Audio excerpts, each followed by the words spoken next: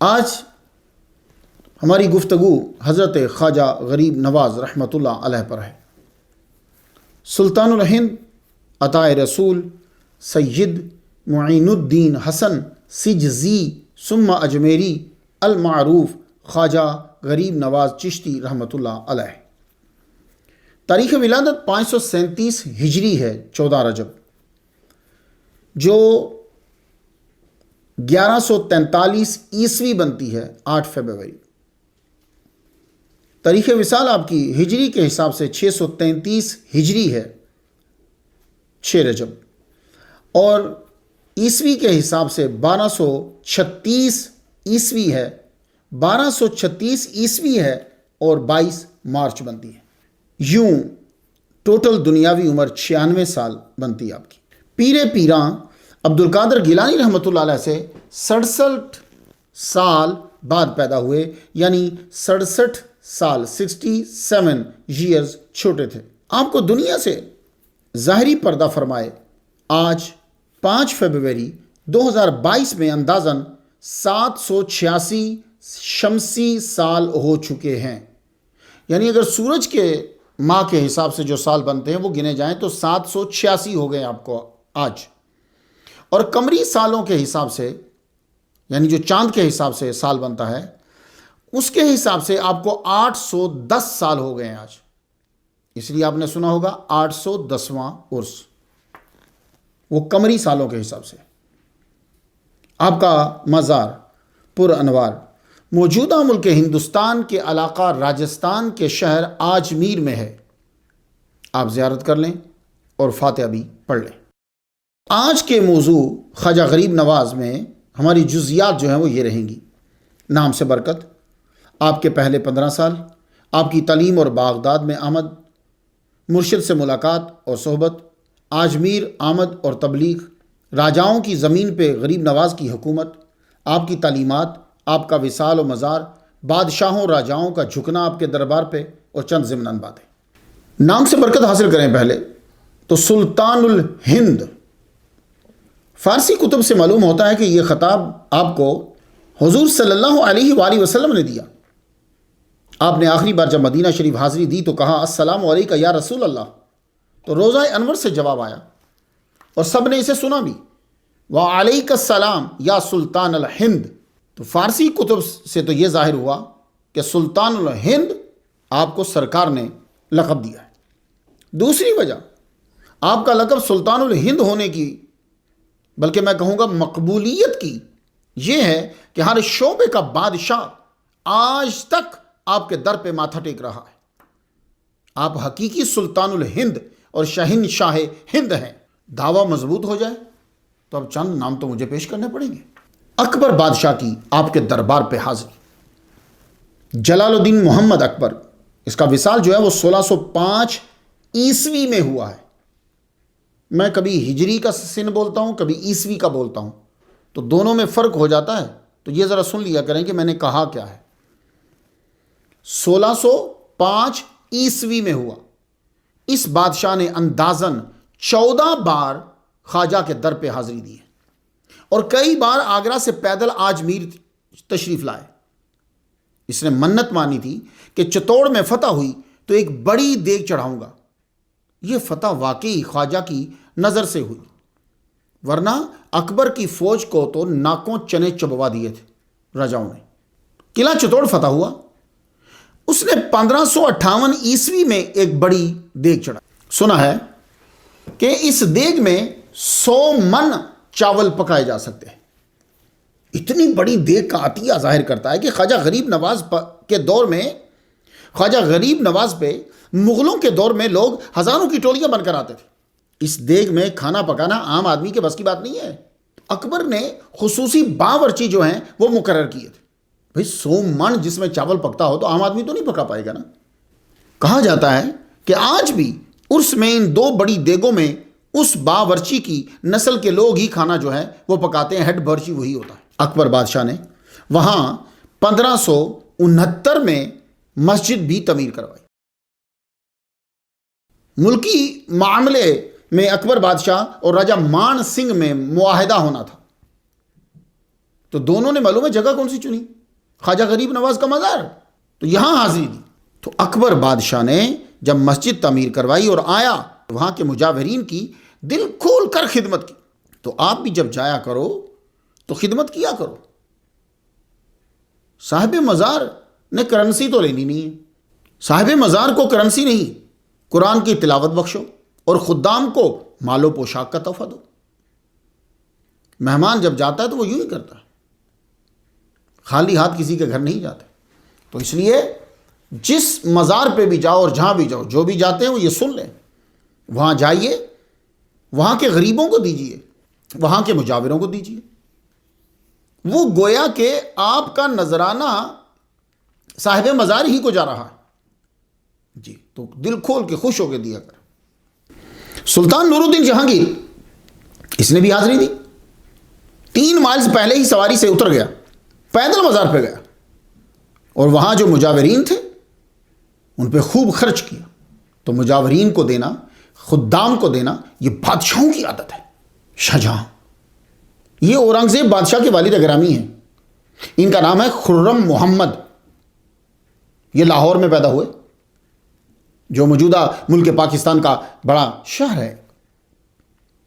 انہوں نے ہی اپنی زوجہ ممتاز محل کی یاد میں آگرہ میں تاج محل بنایا تھا۔ انہوں نے چھوٹی دیگ کا نذرانہ جو ہے وہ پیش کیا، اور وہاں اس میں کھانا پکوایا، 5000 لوگوں کو کھانا کھلایا۔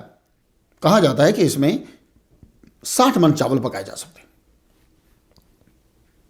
یہ تو ایک عرس میں بھی شریک ہوا، اور رات گیر تک وہاں قوالی سنتا رہا۔ یہ میں اورنگزیب کے ابا جی کی بات کر رہا ہوں۔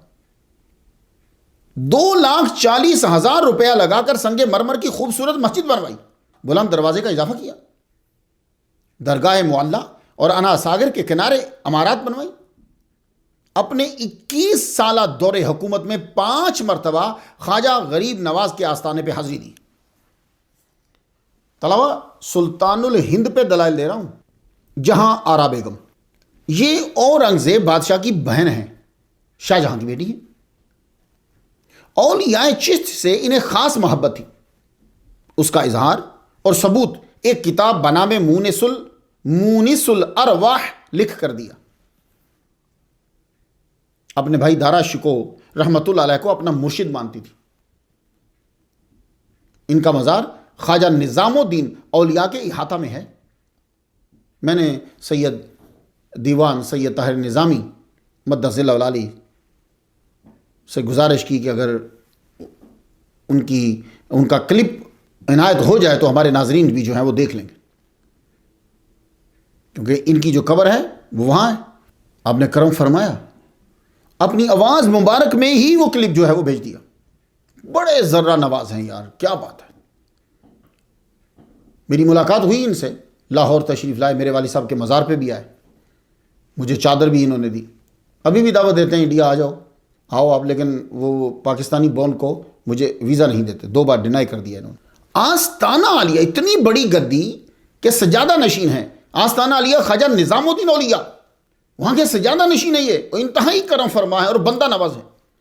یہی وہ لوگ ہیں جو تصوف سے ہماری محبت جو ہے وہ بڑھاتے ہیں۔ تو یہ جہاں آرا بیگم جو ہیں، شہزادی جو ہیں، ان کی قبر وہاں ہے، ان کے جد کے احاطہ کے اندر ہی۔ ٹھیک ہے، کلپ دیکھ لیں، زیارت کر لیں ابھی۔ یہ آستانہ عالیہ حضرت خواجہ سید نظام الدین اولیاء محبوب الہی رضی اللہ تعالیٰ عنہ کا ہے، اور یہ آپ کے پہلو میں جو مزار ہے یہ جہانارا بیگم شاہجہاں بادشاہ کی بیٹی، یہ بیچ کا جو مزار ہے یہ جہانارا بیگم کا ہے۔ اس کے دائیں طرف جمال النساء کا ہے، اور بائیں طرف گوہر النساء کا۔ مغل بادشاہوں کے اولادیں ہیں یہ، اور یہ جہانارا بیگم، اس کے پر قطبہ بھی لگا ہے، اور انہوں نے وصیت کی تھی کہ مجھے حضرت نظام الدین اولیاء محبوب الہی قدموں میں آپ مجھے دفنایا جائے، اور اس زمانے میں جو آپ کو جو شاہی خزانے سے 4 کروڑ روپے ملے تھے وہ آپ نے یہاں غربا میں تقسیم کر دیے تھے، اور آپ نے یہ وصیت بھی کی تھی کہ میرے مزار پر گھاس اگائی جائے، اور اس پہ لکھ بھی دیا بغیر سبز نہ پوشت کسے مزار مرا کہ قبر قص ار بیاں ہمی کما آست یست۔ تو حضرت نظام الدین اولیاء محبوب اللہ کی بارگاہ کے قدموں میں آپ کا یہ مزار۔ تو انہوں نے جہاں آرا بیگم نے خواجہ غریب نواز کے مزار پہ حاضری دی اور واقعہ خود اپنی کتاب کے اندر لکھا۔ عبارت کا مفہوم آپ کو میں سنا دیتا ہوں، باقی آپ کا دل چاہے تو تفصیل کے ساتھ آپ جا کر مونس الارواح کتاب پڑھ لیجیے۔ سنیے اب خلاصہ جو انہوں نے لکھا۔ 18 شعبان کو آگرہ سے والد گرامی خرم محمد شاہ جہاں کے ہمراہ روانہ ہوتی ہیں۔ 7 رمضان المبارک 1053 ہجری کو اجمیر پہنچتی ہیں۔ آگرہ سے اجمیر آتے ہوئے جس جگہ پڑاؤ ہوتا برائے ایصال ثواب سلطان الہند غریب نواز 2 رکعات نفل ادا کرتی، سورۃ الفاتحہ پڑھتی، یاسین سورت پڑھتی اور ایصال ثواب کرتی، پھر قافلہ آگے روانہ ہو جاتا۔ اور جب اجمیر پہنچی تو نہ پلنگ پہ سوئیں اور نہ ہی درگاہ کی طرف ٹانگیں گی۔ 14 رمضان المبارک کو مزار پہ حاضری کے لیے روانہ ہوئیں تو پھولوں کی چادر جو ہے وہ بنائی، قبر انور پر ڈالی اور خود اپنے ہاتھوں سے شہزادی صاحبہ نے عطر لگایا اور مغرب تک کلام وہاں پڑھتی رہی۔ درگاہ کا دلان انہوں نے ہی بنوایا ہے۔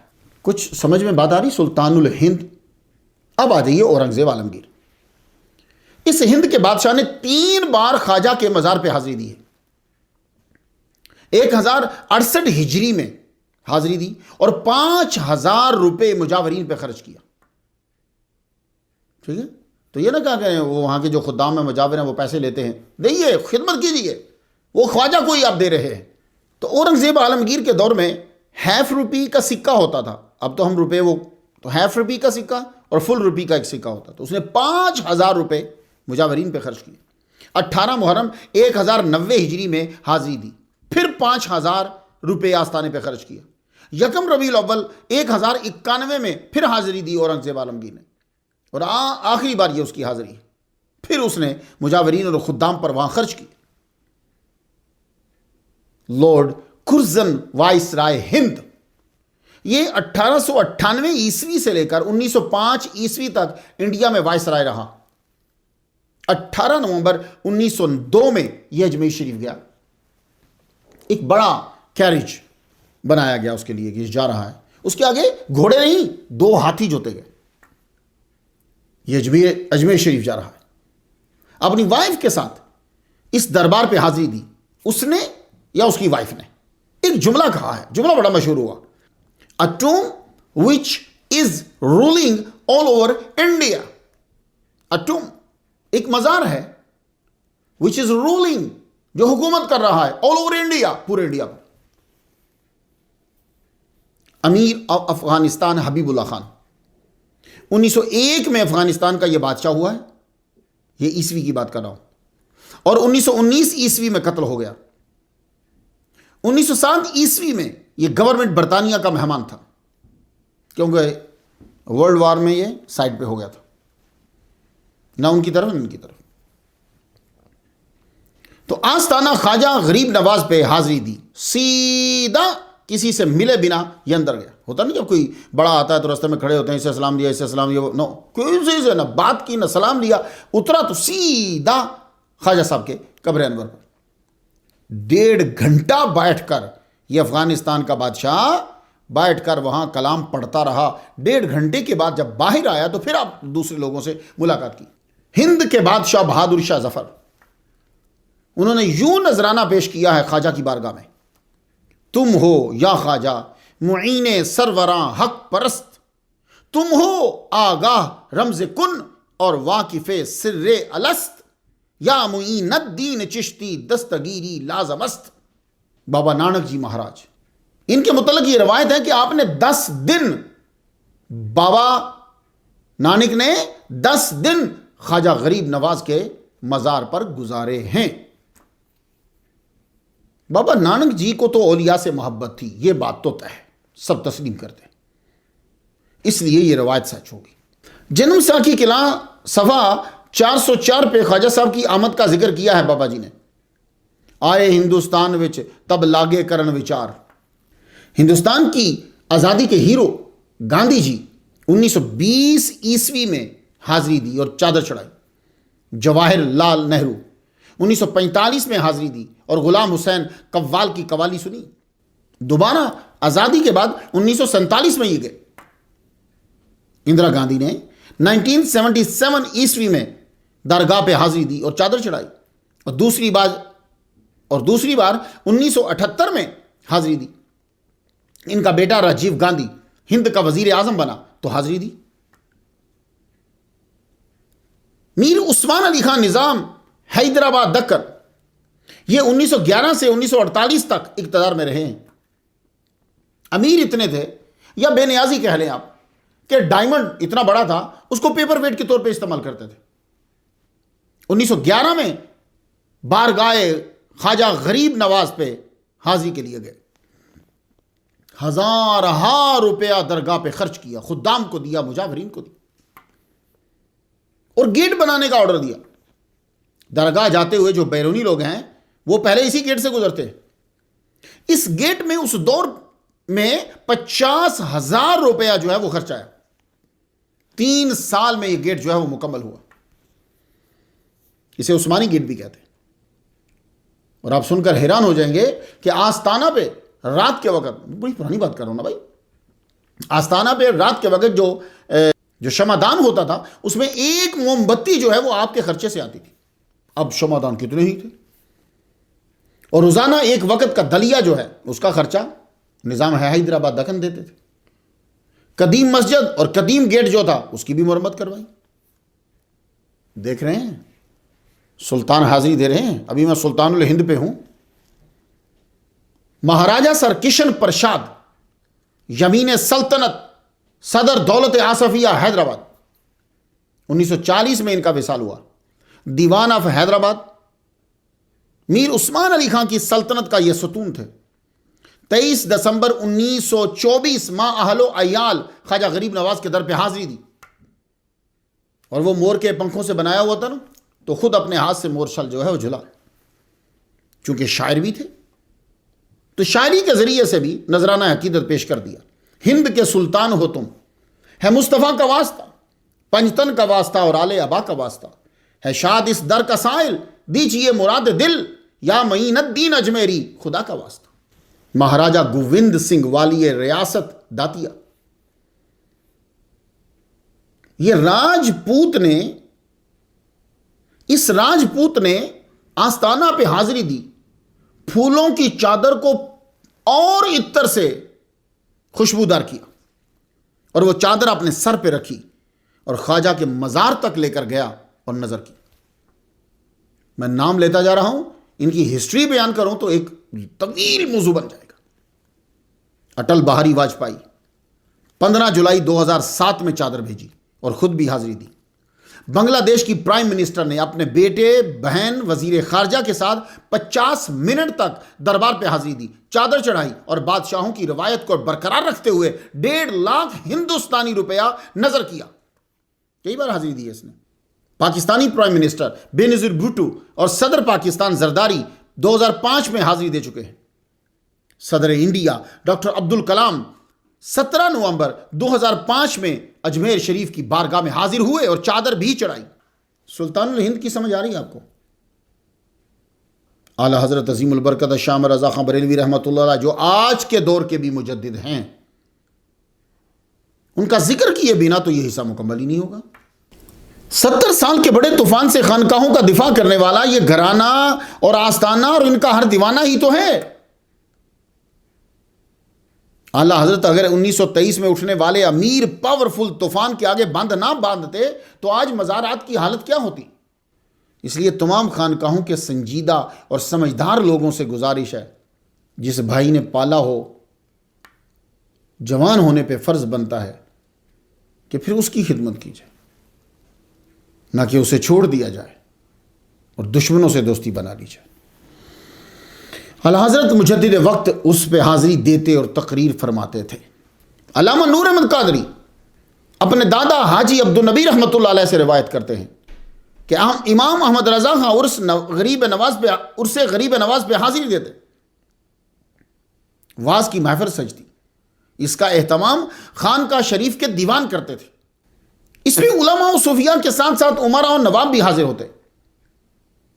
جس سفر میں حاجی عبدالنبی رحمۃ اللہ علیہ ساتھ تھے، بیان کرتے ہیں کہ BB&CI ریل دہلی سے اجمیر چلتی تھی اور 40 منٹ تک پھلیرا جنکشن پہ رکتی تھی، کیونکہ اسے تمام ٹرینوں سے آئے ہوئے اجمیر جانے والے مسافروں کو لینا ہوتا تھا۔ امام احمد رضا خان رحمۃ اللہ علیہ آپ بھی اپنے 10 مریدوں کے ساتھ وہاں جنکشن پہ پہنچ گئے۔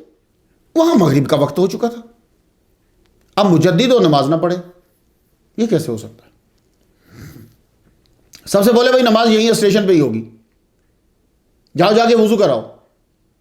بولے جی گاڑی چلے گی تو فرمان لگے لے کر ہی جائے گی۔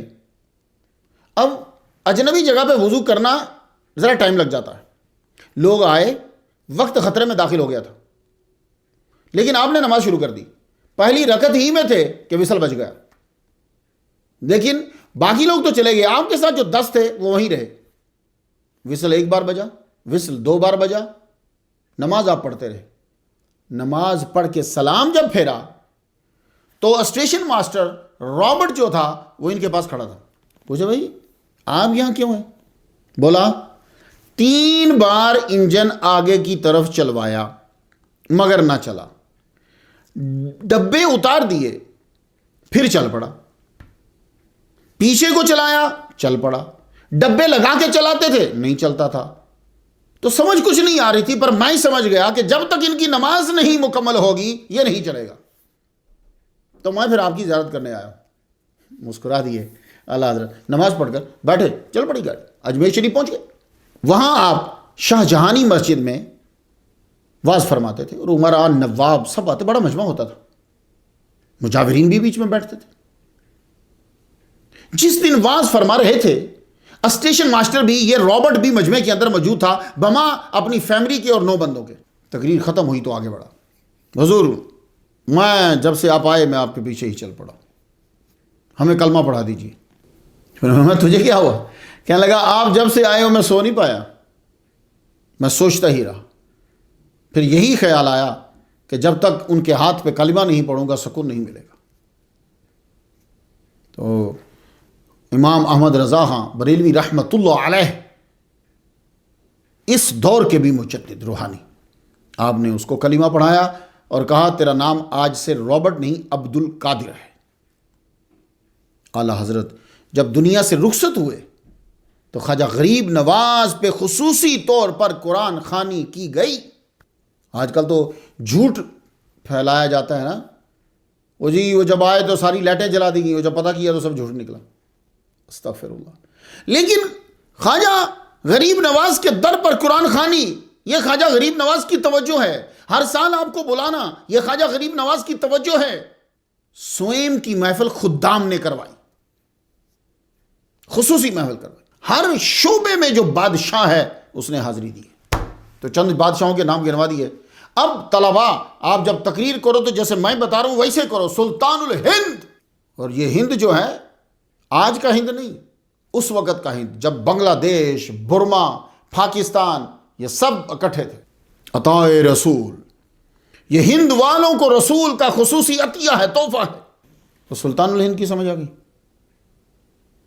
سید باپ کی طرف سے آپ حضرت امام حسین رضی اللہ تعالیٰ عنہ تک جا ملتے ہیں، اور والدہ ماجدہ کی طرف سے آپ کا شجرہ حضرت امام حسن رضی اللہ تعالیٰ عنہ سے جا ملتا ہے۔ تو آپ کو سید اس لیے پکارا جاتا ہے کہ آپ حضرت علی اور بی بی فاطمہ الزہرا رضی اللہ تعالیٰ عنہ کا خون ہے۔ اور خواجہ غریب نواز امام رضا کی اولاد میں سے ہیں۔ یہ جو میں پڑھتا ہوں نا چین، امام رضا بیان کرتے ہیں اپنے والد موسیٰ کاظم سے، وہ بیان کرتے ہیں اپنے والد، یہ چین، یہ امام رضا یہ ہیں کہ ان کا نام اگر کسی کے کان میں پھونک دیا جائے تو اللہ تعالیٰ اس کے دماغ کو ٹھیک کر دیتا ہے۔ ان کی نسل سے ہیں خواجہ غریب نواز۔ معین الدین شہزادی جہاں آرا بیگم رحمۃ اللہ علیہ اپنی کتاب مونس الارواح میں لکھتی ہیں، روزے از روزہ متبرکہ حضرت رسالت پناہ صلی اللہ علیہ وسلم آواز آمد کہ اے معین الدین حسن تو معین دین مائی ولایت ہندوستان بتو حوالہ شدہ. روزے سے آواز آئی، بابرکت روزے سے آواز آئی حضور صلی اللہ علیہ وسلم کے، اے معین الدین حسن تو میرے دین کا معین ہے، ہندوستان کی ولایت تیرے حوالے کی. تو معین الدین حضور کی بارگاہ سے ملا. آپ جہاں آرا بیگم رحمۃ اللہ علیہ آپ یوں نام تحریر کرتی ہیں خواجہ صاحب کا اپنی کتاب کے اندر، عمدۃ الراسخین، قدوۃ السالکین، شیخ الاسلام، خواجہ معین الملت والحق والدین، حسن حسینی سجزی چشتی است. سن رہے ہیں جناب؟ یہ خاص طور پہ میں طلباء کے لیے بات کرتا ہوں جن کو شوق ہوتا ہے سننے کا. ویسے بھی اس دور میں رواج تھا کہ بڑے لوگوں کو ایسے القابات سے پکارا جاتا تھا جن کا مضاف علیہ دین بنتا ہو. یہ ان کے نام نہیں ہوتے تھے، آپ سمجھیں یہ ان کے نام ہے نہیں، وہ ایسا لقب دیتے تھے جس کا مضاف علیہ دین بنتا تھا. یہ ایک رواج چلتا ہے نا، چل پڑ. آپ کا ذاتی نام جو ہے وہ حسن ہے، یہ سب سن لیجئے. خواجہ غریب نواز کا اصل نام حسن ہے. حسن کا معنی ہوتا ہے خوبصورت. شیخ الحدیث علامہ فیض احمد اویسی مفسر قرآن، تو انہوں نے بھی یہ کہا کہ آپ کا نام حسن تھا. سجزی نام سنتے جائیے آپ، ابھی نام سے برکت حاصل کر رہے ہیں ہم لوگ. سلطان الہند سید معین الدین حسن سجزی. تو یہ صحیح تلفظ جو ہے سین جیم زا یہ ہے سجزی. یہ کاتب کی غلطی کی وجہ سے سنجری مشہور ہو گیا. نقطے نے ہی جو ہے نا وہ ٹریول کرا ہے بیک پہ، تو بیک پہ جب ٹریول کرا تو وہ نون کی جگہ پہ چلا گیا. ہمارے ایشیا میں شعراء اور واعظین نے سنجری ہی اپنا لیا. حقیقت یہ ہے کہ آپ موجودہ ملک ایران کے علاقہ سجستان میں پیدا ہوئے، اب اسے سیستان کہتے ہیں. عرب جغرافیہ نویس سیستان یا سجستان کو سجز بھی کہتے تھے اور اسے سجز پکارتے بھی تھے. آج کی فارسی کتب اور قدیم کتب دیکھیں تو سجزی ہی لکھا ہوا ہوگا خواجہ غریب نواز کے نام کے ساتھ سجزی. میں طلباء کو ایک دلیل دیتا ہوں کہ میری گفتگو طلباء سے ہوتی ہے کیونکہ انہوں نے آگے جا کے پھر تصوف پہ کتب لکھنی ہے. میں طلباء کو یہ دلیل دینا چاہتا ہوں کہ یہ لفظ سنجری ہے کہ سجزی ہے. اب وہ دلیل سن لیں آپ سب لوگ. جتنے بھی لوگ سجستان میں پیدا ہوئے خواجہ غریب نواز کے علاقے میں، ان تمام مشہور لوگوں کا اس میں نسبتی جو ہے وہ سجزی ہی ہے. اب یہ آپ نے چیک کرنا ہے. ایک مشہور عالم ہیں 444 ہجری میں پیدا ہوئے سجستان میں، ان کا نام ہے ابو نصر السجزی. اسی علاقے میں ایک مشہور محدث فقیہ پیدا ہوئے، ان کا نام ہے دعلج بن احمد السجزی. اسی علاقے میں ایران کا ایک مشہور طبیب پیدا ہوا، نام ہے مسعود بن محمد السجزی. ایک بڑے علامہ ہیں 340 ہجری میں پیدا ہوئے خواجہ غریب نواز کے علاقہ سجستان کے اندر ہی، ان کا نام ہے احمد بن محمد بن عبد الجلیل السجزی. 289 ہجری میں سجستان کے علاقے میں ایک شاعر، عالم، محدث، نحوی، قاضی پیدا ہوئے، ان کا نام ہے ابو سعید الخلیل بن احمد بن محمد السجزی. ایک اور بڑے علامہ ہیں شیخ الحرم محدث ابو نصر عبید اللہ بن سعید بن حاتم سجزی. بہت طویل لسٹ میں بنا سکتا ہوں. یہ تمام بڑے بڑے سکالرز اسی علاقے میں پیدا ہوئے ہیں جہاں خواجہ غریب نواز پیدا ہوئے ہیں. ان کے ساتھ بالکل کلیئر سجزی لکھا ہوتا ہے. تو خواجہ صاحب جب سجستان میں پیدا ہوئے تو سنجری کیسے بن گئے؟ یہ سارے سجستان میں پیدا ہوئے تو سجزی رہے، آج تک لکھا جا رہا. جائیے تو معلوم ہوا کہ کاتب کی غلطی. اب یہ نہ کیجیے گا فلاں نے یہ کہا ہے، فلاں نے یہ کہا، فلاں. ہر ایک کی تحقیق کا طریقہ الگ ہوتا ہے. اگر آپ کے پاس 2 کتابیں ہیں آپ کی تحقیق 2 کتابوں جیسی ہوگی. اگر آپ کے پاس 20 کتابیں ہیں اس کی تحقیق جدا ہوگی. اس لیے یہ نہیں کہنا اب جس آدمی نے اگر سنجری لکھا ہے وہ بہت بڑا اسکالر ہے تو اس نے جب تحقیق کی ہوگی تو صرف 2 ہی پڑھی ہوں گی. ہم اس کو غلط نہیں کہتے. یاد رکھیے گا کوئی بھی اسکالر عالم جب آپ کے سامنے تقریر لے کر آتا ہے تو اس کا مطلب یہ نہیں ہوتا کہ اس نے تحقیق نہیں کی، وہ تحقیق کر کے آتا ہے۔ اب یہ صرف فرق یہ ہوتا ہے کہ تحقیق کا ذریعہ کیا ہے اور ذریعہ کتنا بڑا ہے۔ تو سب لوگ یہ یاد رکھیے کہ اصل میں یہ سجزی ہی تھا، اور فارسی کی کتابوں میں سجزی ہی ہے، اب تک ہماری اردو میں بدل گیا۔ تو سجزی پھر ایسا بگڑا کہ صحیح بندوں نے بھی پھر اس کو سنجری ہی پڑھا۔ ہاں البتہ عراق میں نینوا کے قریب ایک شہر ہے سنجار، مگر خواجہ صاحب کا اس سے کیا تعلق؟ خواجہ صاحب تو نہیں وہاں پیدا ہوئے۔ آجمیری، اب آجمیری پہ آ جائیے۔ آپ کو سجزی اس لیے کہا جاتا ہے کہ آپ سجستان میں پیدا ہوئے، اور آپ کو آجمیری کس لیے کہا جاتا ہے؟ آجمیر کا رہنے والا اس لیے کہ آپ نے وہاں تبلیغ کی ہے، وصال آپ کا وہاں ہوا، آپ کا روزہ اطہر وہاں ہے۔ آجمیر کا معنی کیا ہے؟ راجہ اجے پال نے 7ویں صدی میں اس شہر کی بنیاد رکھی تھی، یہ آجمیر کی۔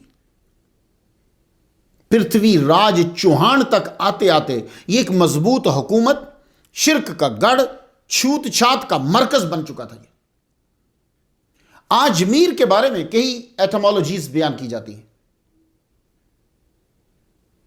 آجمیر جس پہاڑ کے دامن میں ہے اسے کوہ اربل کہتے ہیں۔ سنسکرت میں اربل کا معنی عمر ہے، عمر پہاڑ، قدیم پہاڑ، تو کثرت استعمال کی وجہ سے یہ عمر پہاڑ اومیر ہو گیا، پھر اومیر سے اجمیر ہو گیا۔ یہ ایٹمالوجی مجھے کو سمجھ میں نہیں آئی، ظاہر ہے جب سٹڈی کرتا ہوں تو کتابوں میں پتہ تو چلتا ہے۔ دوسری وجہ جو بتلائی جاتی ہے وہ کچھ میری سمجھ میں آئی۔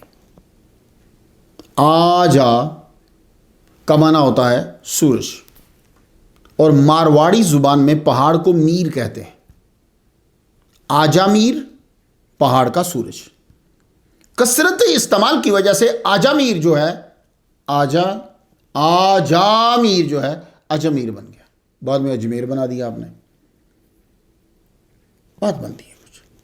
اور شہزادی جہاں آرا بیگم رحمۃ اللہ علیہ بھی اپنی کتاب میں لکھتی ہیں کہ وجہ تسمیہ ہے اجمیر آست، آجا بزبان ہندواں آفتاب را نیز می گویند، و میر بزبان ہندی کوہ را می گویند۔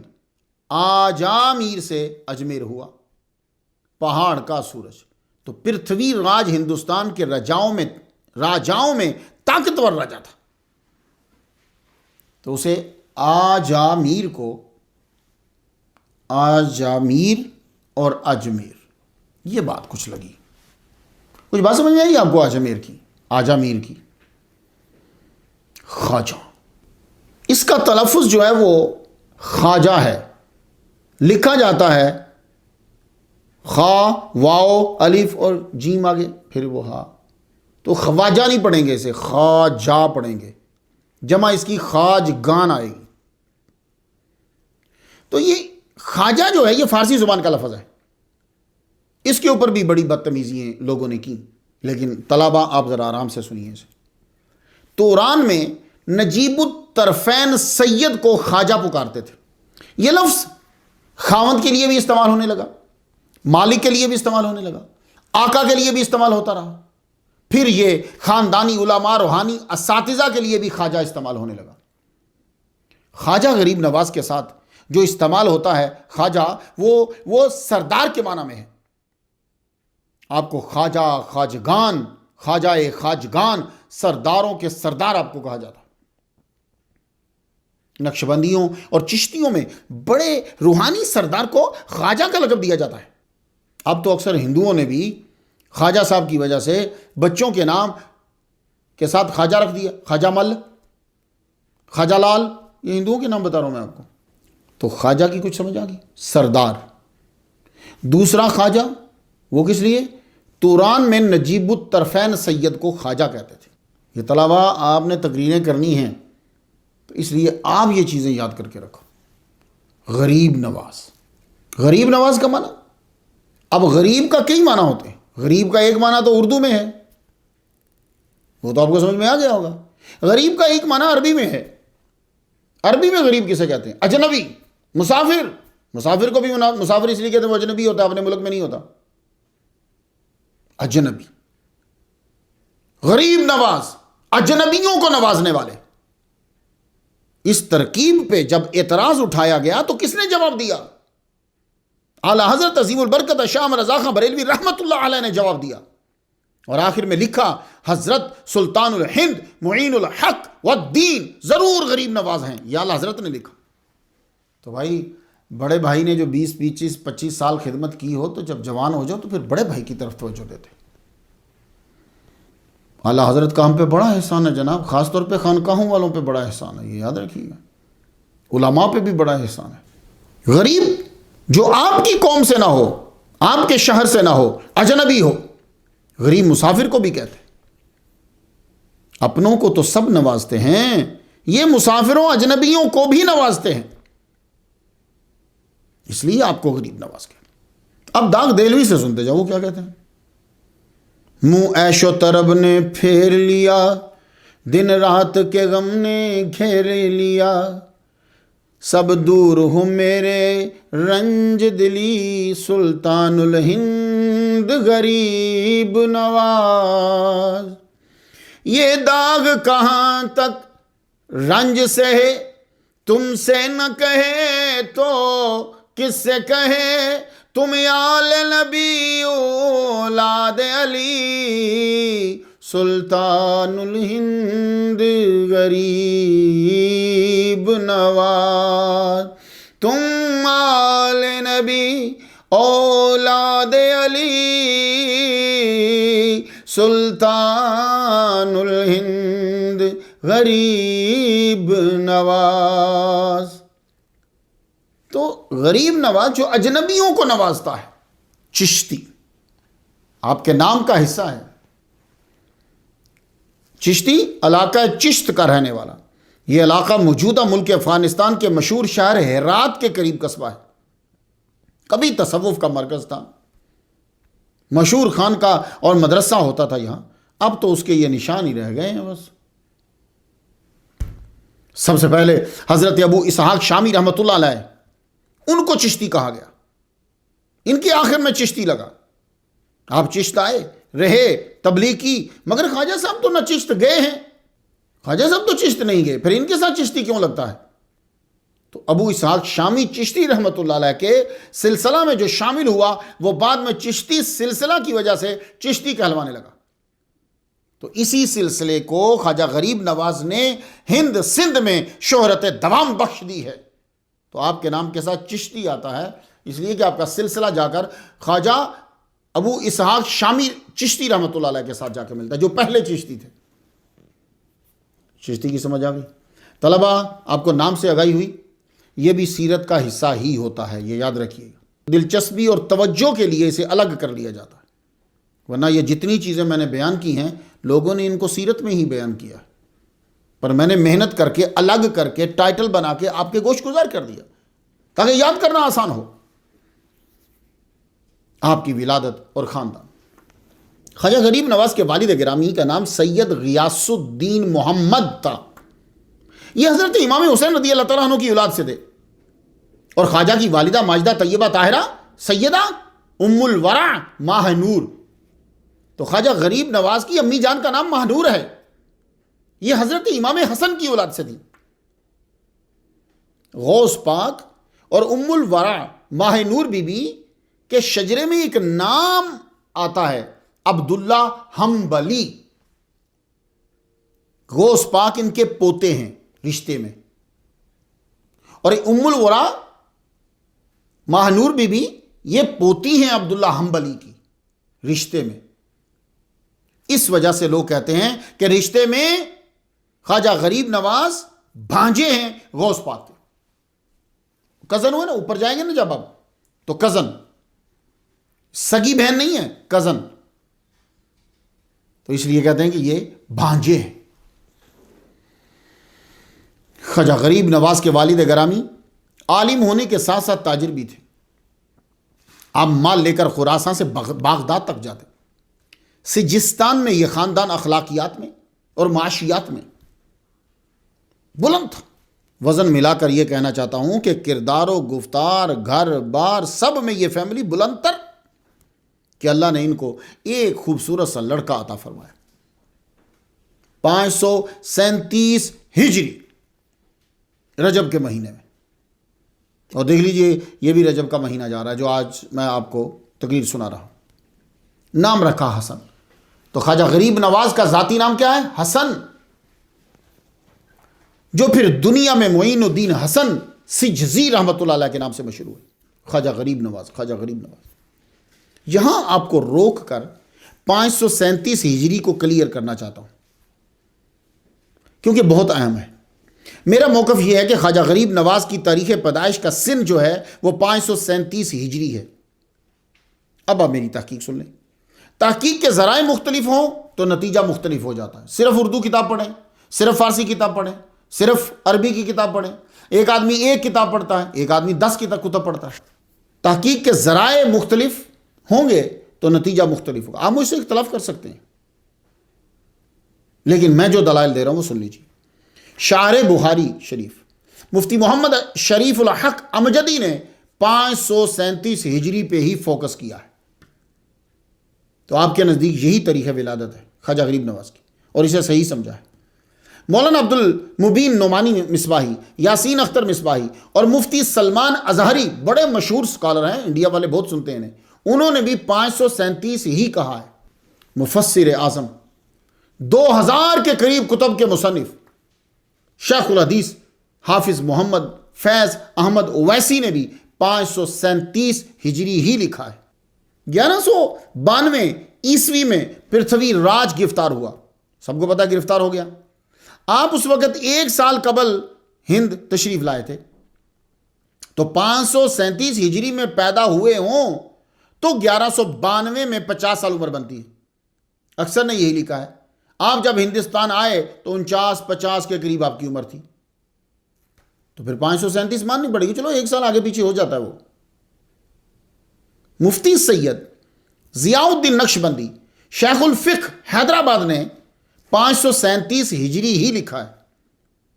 شہزادی جہاں آرا بیگم رحمۃ اللہ علیہ نے لکھا 633 ہجری میں 96 سال کی عمر میں وصال ہوا. تو 633 میں سے 96 تفریق کر دو، مائنس کر دو تو 537 بچتے ہیں. تو گویا کہ شہزادی جہاں آرا بیگم جو ہیں اورنگزیب عالمگیر کی سسٹر، ان کے نزدیک بھی آپ کی ولادت کا سن 537 ہے.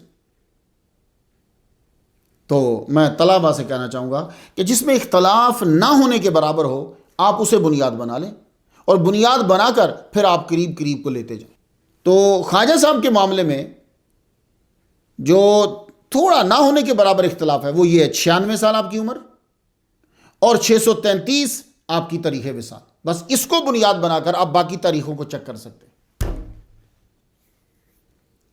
طلبہ میں تو آپ کو ہنٹ ہی دے سکتا ہوں، میرے پاس کوئی اتنا علم نہیں ہے، لیکن میں یہ چاہتا ہوں کہ آپ اسے صاف کلیئر کریں. جب آپ لکھیں گے اللہ رب آپ پہ اور کرم فرمائے گا.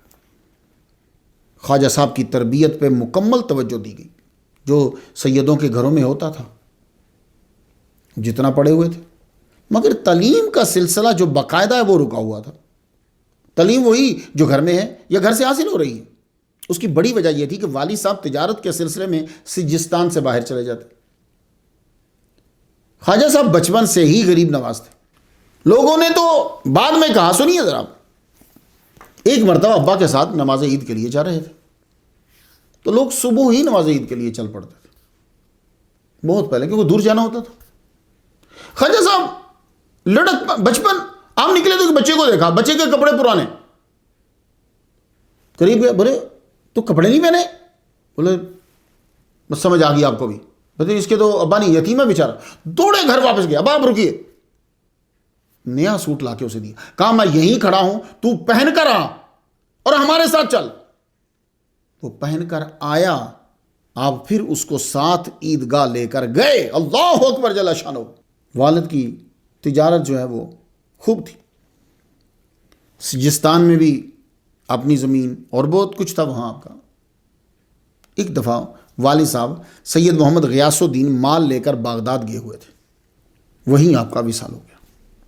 بڑے دنوں کے بعد والد صاحب تو نہ آئے، صرف خبر آئی کہ وہ وصال فرما گئے. اس فیملی کے لیے یہ خبر ایک دھماکہ تھی. خوشی کے چیتھڑے اڑا دیے. بچے بھی کوئی اتنے بڑے نہیں ہیں ابھی. والدہ ماجدہ تو خبر سنتے ہی صاحب فراش ہو گئی, بیمار ہو گئی. مال تقسیم ہو گیا, کیونکہ میں ہسٹری میں پڑھتا ہوں کہ آپ کا ایک بھائی اور ایک بہن ہے. مال تقسیم ہوا. آپ کے حصے میں ایک باغ آیا, ایک پن چکی آئی. وہ پانی سے نا, پانی اس کو چلاتا ہے تو پھر وہ آگے مشین چلتی ہے, پھر آپ اس سے بہت سے کام لیتے ہیں. غم بھلانے کے لیے ضروری ہے کہ خود کو مصروف کر لو. آسان یہ ہے کہ توجہ کہیں اور لگاؤ. آپ نے خود کو باغ اور پن چکی میں مصروف کیا. 15 برس کی عمر میں ابا جی کا وصال ہو گیا. والدہ کی بیماری بڑھتی گئی. آپ ان کی خدمت میں لگے رہتے. 2 سال ہی میں والدہ ماجدہ بھی چلی گئی. دکھ پہ دکھ, جدائی پہ جدائی, دہائی. آپ نے تو سب کو چھوڑ کر باغ میں ہی رہنے لگے. کسی کے ہاں جاتے نہیں, نہ بات کرتے, باغ میں ہی بس. 15 سال کے تھے تو ابا رخصت ہوئے, 17 سال کے تھے تو اماں رخصت ہو گئی. دل اچاٹ ہو گیا. بس سارا دن باغ کی آپ یاری شجرکاری میں لگے رہتے. ایک روز باغ میں ایک بزرگ تشریف لے آئے. وہ مجذوب تھے. نام تھا ابراہیم القندوزی. کندز موجودہ ملک افغانستان کے شمال میں واقع ہے. فارسی, یہ لفظ فارسی تھا, اصل میں یہ کھندز ہے. وہ جو زا ہوتی ہے نا, مزدہ جو میں زا پڑھتے, وہ اصل میں یہاں وہ ہے, لیکن عربی سائزڈ کرا اس کو تو کندز بن گیا.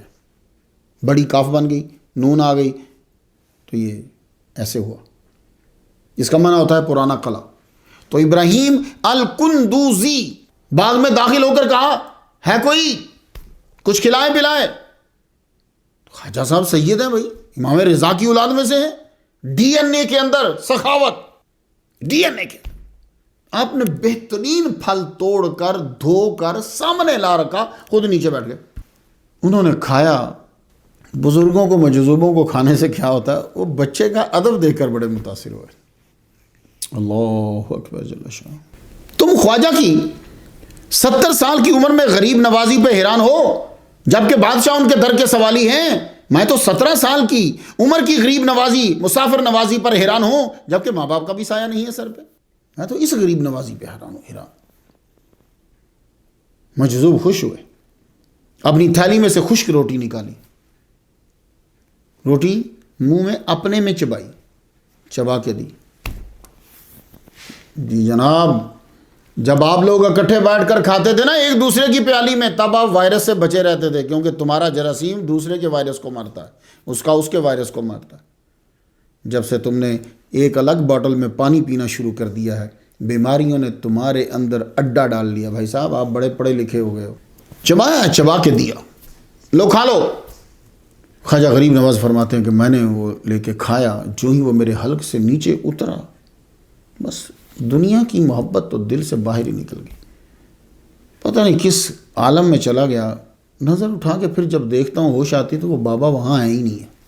ابراہیم القندوزی رحمۃ اللہ علیہ تو چلے گئے, مگر آپ کا دل اچاٹ سا ہو گیا. دل قرآن رحمان کی طرف بھاگے. آپ نے آخرکار فیصلہ کیا کہ مجھے قرآن و حدیث پڑھنا ہے. آپ نے اپنے حصے کا سارا سامان بیچ دیا, فقراء میں کچھ بانٹ دیا, تھوڑا سا ساتھ لیا, چل پڑے سمرقند کی طرف. وہ مرکز ہوتا تھا, ہمارا پرانا مرکز ہے, سمرقند کی طرف چل پڑے. اس دور میں آج کی طرح روڈ تو نہیں ہوتے تھے نا بھئی. اگر جب تم چل پڑے ہو تو کہیں تو صاف راستہ ہے, تو کہیں بیچ میں جنگل آ گیا. تو سمرقند جاتے ہوئے رستے میں ایک جنگل سے گزر رہے تھے کہ 2 بندوں نے آپ کو روک لیا. وہ تھے ڈاکو مگر فقیر بنے ہوئے تھے. تھے ڈاکو مگر فقیر کا لبادہ اوڑا ہوا تھا. آپ سے کہنے لگے, معصومانہ لہجے میں بولے, ہمیں کچھ دو, بھوک لگی ہے اور بہت دور جانا ہے. آپ نے جو کچھ پاس تو دے دیا, کھانا پینا بھی دے دیا, پانی بھی کھانا وہ بھی دے دیا, جو پیسے تھے وہ بھی دے دیے. وہ پوچھنے لگے تم کیسے گزارا کرو گے, سب کچھ تو ہمیں دے دیا. یار ولیوں کی باتیں کیا ہوتی ہیں, 17 سال کی عمر ہے, کیا بات کہہ رہے ہیں. آپ نے فرمایا جس رب نے میرے ہاتھوں تمہیں دلایا ہے وہ مجھے بھی عطا کرے گا. وہ دونوں اس بات سے اتنے متاثر ہوئے کہ سچ باہر نکل آیا. کہنے لگے ہم تو چور ہیں، فقیروں کا بھیس بنایا ہوا ہے، یہ لو اپنا مال، ہم تو ڈاکو ہیں۔ آپ نے فرمایا ہم دے کے لیتے نہیں۔ واہ سید، واہ غریب نواز، ہم دے کے لیتے نہیں، اب تم رکھو۔ وہ دونوں آپ کے ساتھ ہی چل پڑے۔ راہ میں ایک جگہ آپ کو ایک بڑھیا ملی، آپ کو مخاطب کر کے کہتی ہے معین الدین حسن چلو میرے ساتھ۔ آپ اس کے ساتھ چل پڑے۔ اچھا وہ دونوں بھی پیچھے پیچھے، ایسے ایک حویلی سی نظر آئی، آپ اندر داخل ہوئے، یہ بھی داخل ہونے لگے تو بڑھیا نے روک دیا، تم اندر نہیں آ سکتے، باہر رکو۔ آپ نے کھانا کھایا، آرام کیا، صبح آنکھ جب کھلی تو نہ حویلی تھی نہ وہ بڑھیا تھی، اور یہ تھوڑی دور ہی وہ دونوں حیرانی سے کھڑے تھے۔ آپ ان کے قریب گئے، آپ نے فرمایا دیکھا میں نے اپنا کھانا تم کو دیا تھا، اللہ نے غیب سے میرا سبب بنا دیا، وہ بڑھیا جو مجھے لے کر گئی تھی وہ اللہ کی طرف سے تھی، مجھے کھانا بھی کھلایا، میں سکون سے سویا بھی۔ اب میں سفر کی طرف جا رہا ہوں، اب میں منزل کی طرف جا رہا ہوں۔ دیکھیے غریب نوازی، یہ خواجہ لڑک پن سے ہی غریب نواز ہے۔ آپ نے سمرقند بخارا کے اندر رہتے ہوئے قرآن مجید کو حفظ کیا، فقہ آپ نے سیکھی، تمام مروجہ علوم آپ نے پڑھے۔ آپ کے اساتذہ میں مولانا حسام الدین بخاری اور حضرت مولانا شرف الدین کے نام خاص طور پہ آتے ہیں۔ تحصیل علم کے بعد تعمیل علم کے گر تلاش کرنے کے لیے بغداد کی طرف روانہ ہو گیا۔ یہ بھی گڑھ تھا۔ وہاں سے آپ حجاز کے لیے روانہ ہو گئے کہ حج کرنا ہے، سے پھرتے کوئی نہیں ملا ہوگا، پھر واپس بغداد آئے۔ بغداد جب آئے تو سیدھا جامع مسجد جنید بغدادی رحمۃ اللہ علیہ میں گئے۔ وہاں اس وقت مشائخ کی محفل میں حضرت خواجہ عثمان ہرونی رحمۃ اللہ علیہ توحید پر تقریر فرما رہے تھے۔ تو یہ اصل میں ہرونی ہے، ہارونی نہیں ہے، ہرونی۔ یہ نیشا پور کے قریب ایک گاؤں کا نام ہے۔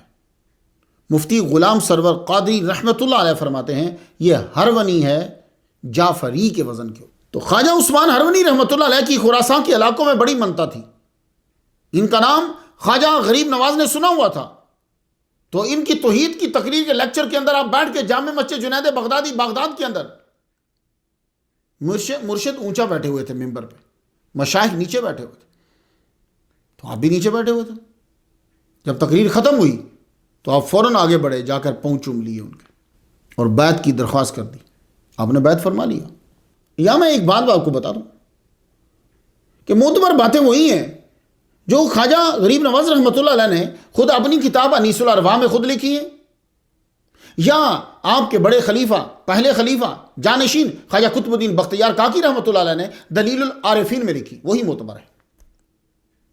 تو طلبہ جب آپ نے تحقیق کرنی ہے تو آپ نے یہ کتابیں آگے رکھنی ہیں۔ مرشد نے بیعت کرنے کے بعد فرمایا 2 رکعت نفل ادا کرو، آپ نے کیے۔ پھر فرمایا قبلہ رخ بیٹھو اور سورۃ البقرہ کی تلاوت کرو۔ آپ نے 2 پارے 8 رکوع تلاوت کر لیے۔ تو خواجہ عثمان ہرونی رحمۃ اللہ نے فرمایا 21 بار درود شریف اور 21 بار سبحان اللہ پڑھو۔ آپ نے اس کی بھی تعمیل کی۔ پھر آپ کا ہاتھ پکڑ کر آسمان کی طرف منہ کرتے ہوئے فرمایا آ تجھے خدا تک پہنچا دوں، اللہ اکبر جل شانہ۔ پھر کینچی لے کر کچھ بال کاٹے، یہ ان کے سلسلے میں، اور 4 تر کی ٹوپی جو ہے وہ دی، آپ کے سر پر رکھی، اور گلیمے خاص یعنی ایک کمبل آپ کو دیا۔ اور پھر آپ کو خواجہ عثمان ہرونی رحمۃ اللہ علیہ نے فرمایا 1 رات اور 1 دن جو ہے وہ الگ تھلگ بیٹھ کر عبادت کرو۔ جب وہ 1 دن 1 رات گزر گئی، دوسرے دن حاضر خدمت ہوئے تو فرمایا آسمان کی طرف دیکھو، دیکھا تو پوچھا کہاں تک نظر گئی؟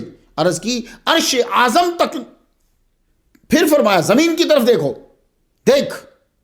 پھر فرمایا زمین کی طرف دیکھ، دیکھا تو پوچھا کہاں تک نظر گئی؟ عرض کی تحت الثری تک گئی۔ فرمایا جاؤ 1000 بار سورۃ الاخلاص اب پڑھو۔ تو آپ نے قل هو اللہ احد اللہ الصمد لم یلد ولم یولد ولم یکن لہ کفوا احد 1000 بار پڑھی۔ آئے تو مرشد نے کہا اب نگاہ کر آسمان کی طرف۔ آپ نے نگاہ اٹھائی آسمان کی طرف تو پوچھا کہاں تک پہنچی؟ عرض کی حجاب عظمت تک، اللہ اکبر جل شانہ۔ فرمایا آنکھیں بند کر، آپ نے بند کر لی۔ فرمایا کھول، آپ نے کھول دی۔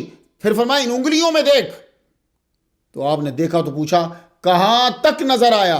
عرض کی مرشد اب تو سب کچھ سامنے ہے، اب تو سب کچھ سامنے ہے۔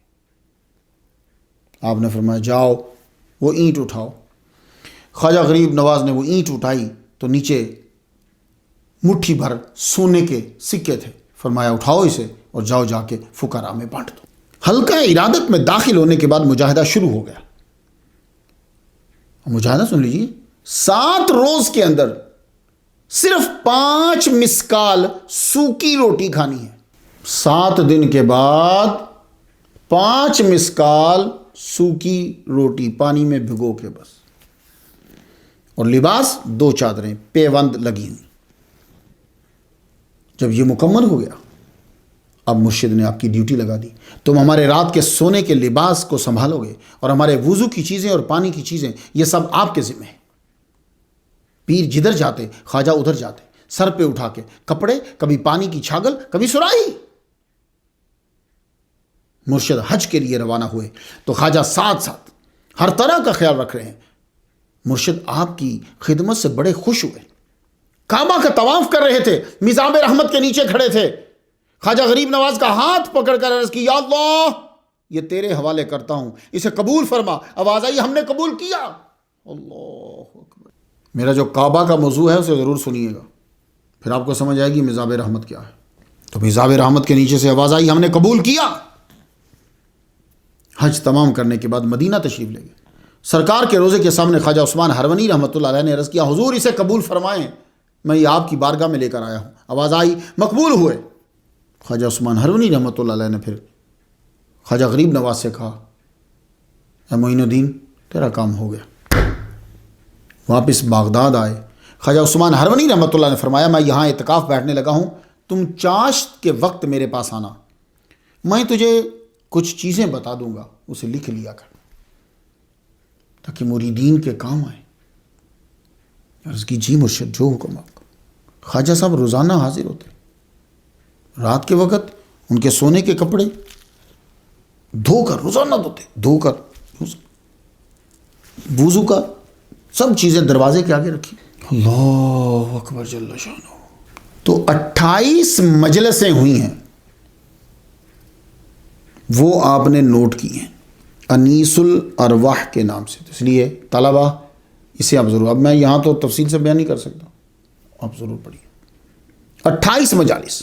ایک روز فرمایا ہمارا اعتکاف مکمل ہو گیا، کل سنو غور سے چاش کے وقت تم جلدی آ جانا ہمارے پاس، کیونکہ جو ہمارا چہرہ کل دیکھ لے گا وہ جنت میں جائے گا۔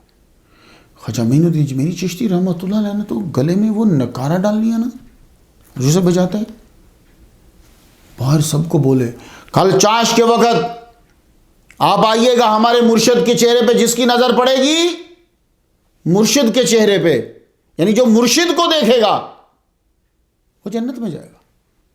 وہ چاش کا وقت ہوا، آپ جب گئے تو وہاں تو مجمع ہی لگا ہوا۔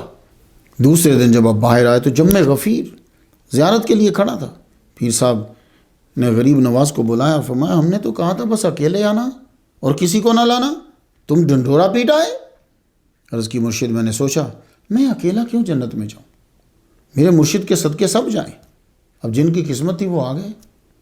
آپ نے آگے بڑھ کر خود سینے سے لگایا، آپ آگے بڑھے، نہیں مرید کو نہیں بڑھا، خود آگے بڑھے، سینے سے لگایا اور فرمایا وقت آ گیا ہے کہ تم کو خلافت عطا کر دی جائے۔ تو آپ کو مشائخ اور مریدین کے سامنے خلافت عطا کی، عصا مبارک دیا، جسے آپ ڈنڈا کہتے ہیں، عصا مبارک دیا، لکڑی کے نالین چوبیں، یعنی لکڑی کے نا وہ پرانے فقیر پہنا کرتے تھے، خرقہ دیا، مصلہ دیا جو مرشد نے عطا کیا تھا، وہ ان کو دے دی اور فرمایا یہ ہمارے سلسلہ کے عظیم تبرکات ہیں جو رسول خدا سے ہم تک پہنچے ہیں، اس کی حفاظت کرنا، اور جس کو مرد پانا اس کو ہماری طرف سے عطا کر دینا۔ یہ نہیں کہا اپنے بیٹے کو دے دینا، کہا جس کو مرد پانا۔ پھر خواجہ عثمان ہرونی رحمۃ اللہ علیہ نے آپ کو گلے لگایا، سر کو، پیشانی کو بوسہ دیا اور فرمایا تجھے اللہ کے سپرد کیا، پھر مراقبہ میں چلے گئے۔ تفصیل سے آپ نے خواجہ عثمان ہرونی رحمہ اللہ پہ میرا لیکچر سننا تو 98 نمبر سٹوری پہ پلے لسٹ میں جائیں گے تو اسے سنیے۔ اب آپ سیرو فی الارض کی تعمیل کرنے نکلے، اصفہان پہنچے آپ۔ اصفہان جب پہنچے تو وہاں قطب الدین بختیار کاکی رحمہ اللہ سے ملاقات ہوگی، یہ ٹو ینگ تھے تب، مرید ہوئے آپ کے، ساتھ ہی چل پڑے۔ سفر کی ترتیب اور تاریخ تو میں قطعی طور پہ نہ جان سکا کہ اس کو آگے پیچھے کروں، مگر واقعات کے متعلق روایات ہیں۔ بہرحال خواجہ غریب نواز جدھر جاتے شہرت ہو جاتی۔ آپ خانہ کعبہ تشریف لے گئے، حج کا موسم تھا، حج کیا، بہت زیادہ طواف کرتے تھے آپ۔ میزاب رحمت کے نیچے آپ سجدہ ریز تھے، آواز آئی مانگ، کیا مانگتا ہے؟ یہ میزاب رحمت وہاں ایک فرشتہ کھڑا رہتا ہے، مانگ کیا مانگتا ہے؟ تو خواجہ صاحب نے کیا مانگا؟ نبی کی اولاد سے ہے، کہنے لگے اللہ پاک تیری بارگاہ سے میں یہ مانگ رہا ہوں، جو بھی میرا مرید ہو تو اسے بخش دے۔ آواز آئی جو بھی سچے دل سے تیرا سچا مرید ہوگا ہم اسے بخش دیں گے۔ اللہ اکبر جل شانہ۔ وہاں سے پھر مدینہ گئے۔ یہ کیسے ہو سکتا ہے کہ ولی کامل حج کرنے جائے تو مدینہ نہ جائے؟ مدینہ شریف گئے، روزانہ آ کر سرکار کے روضہ مبارک کے سامنے بیٹھ جاتے، روز بیٹھ جاتے۔ ایک دن اونگ آ گئی، سرکار صلی اللہ علیہ وآلہ وسلم آپ کو فرماتے ہیں اے معین الدین، ولایت ہند میں نے تجھ کو دی، اجمیر جا، تیرے وجود سے کفر دور ہوگا۔ وجہ طاری ہو گیا، کرم حبیب باری ہو گیا، پر سوچ میں آیا کہ اجمیر کدھر ہے؟ میں تو پہلی بار نام سن رہا ہوں۔ تو خواب ہی کے اندر پورا نقشہ بھی دکھا دیا، کدھر جانا ہے، کہاں سے جانا ہے۔ وہاں سے روانہ ہوئے۔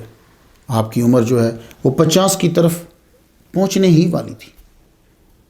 40 مریدوں کو ساتھ لے کر بغداد سے ہند کی طرف روانہ ہوئے۔ سن رہے ہیں آپ؟ تو خواجہ غریب نواز لاہور تشریف لائے۔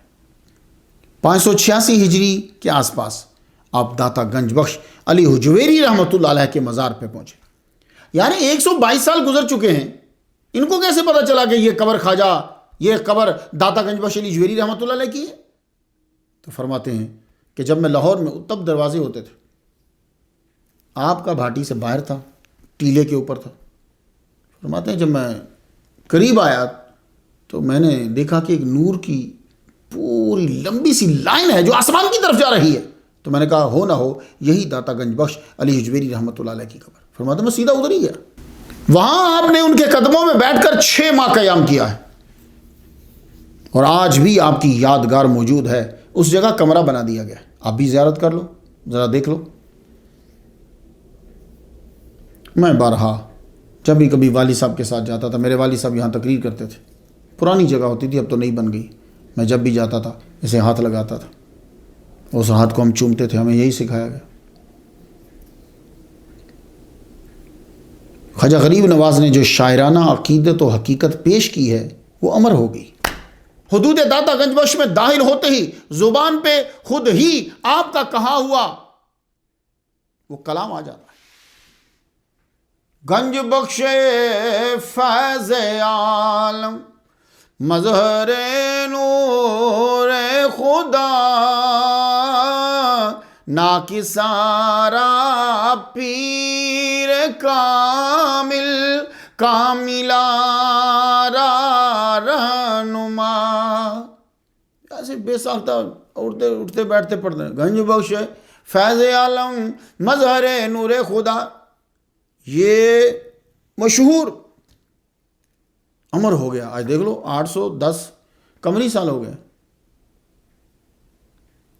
تو یہاں سے پھر آپ آج میر کی طرف روانہ ہوئے، لاہور سے دہلی کی طرف، پٹیالہ سے آجمیر کی طرف رخ موڑ لیا آپ نے۔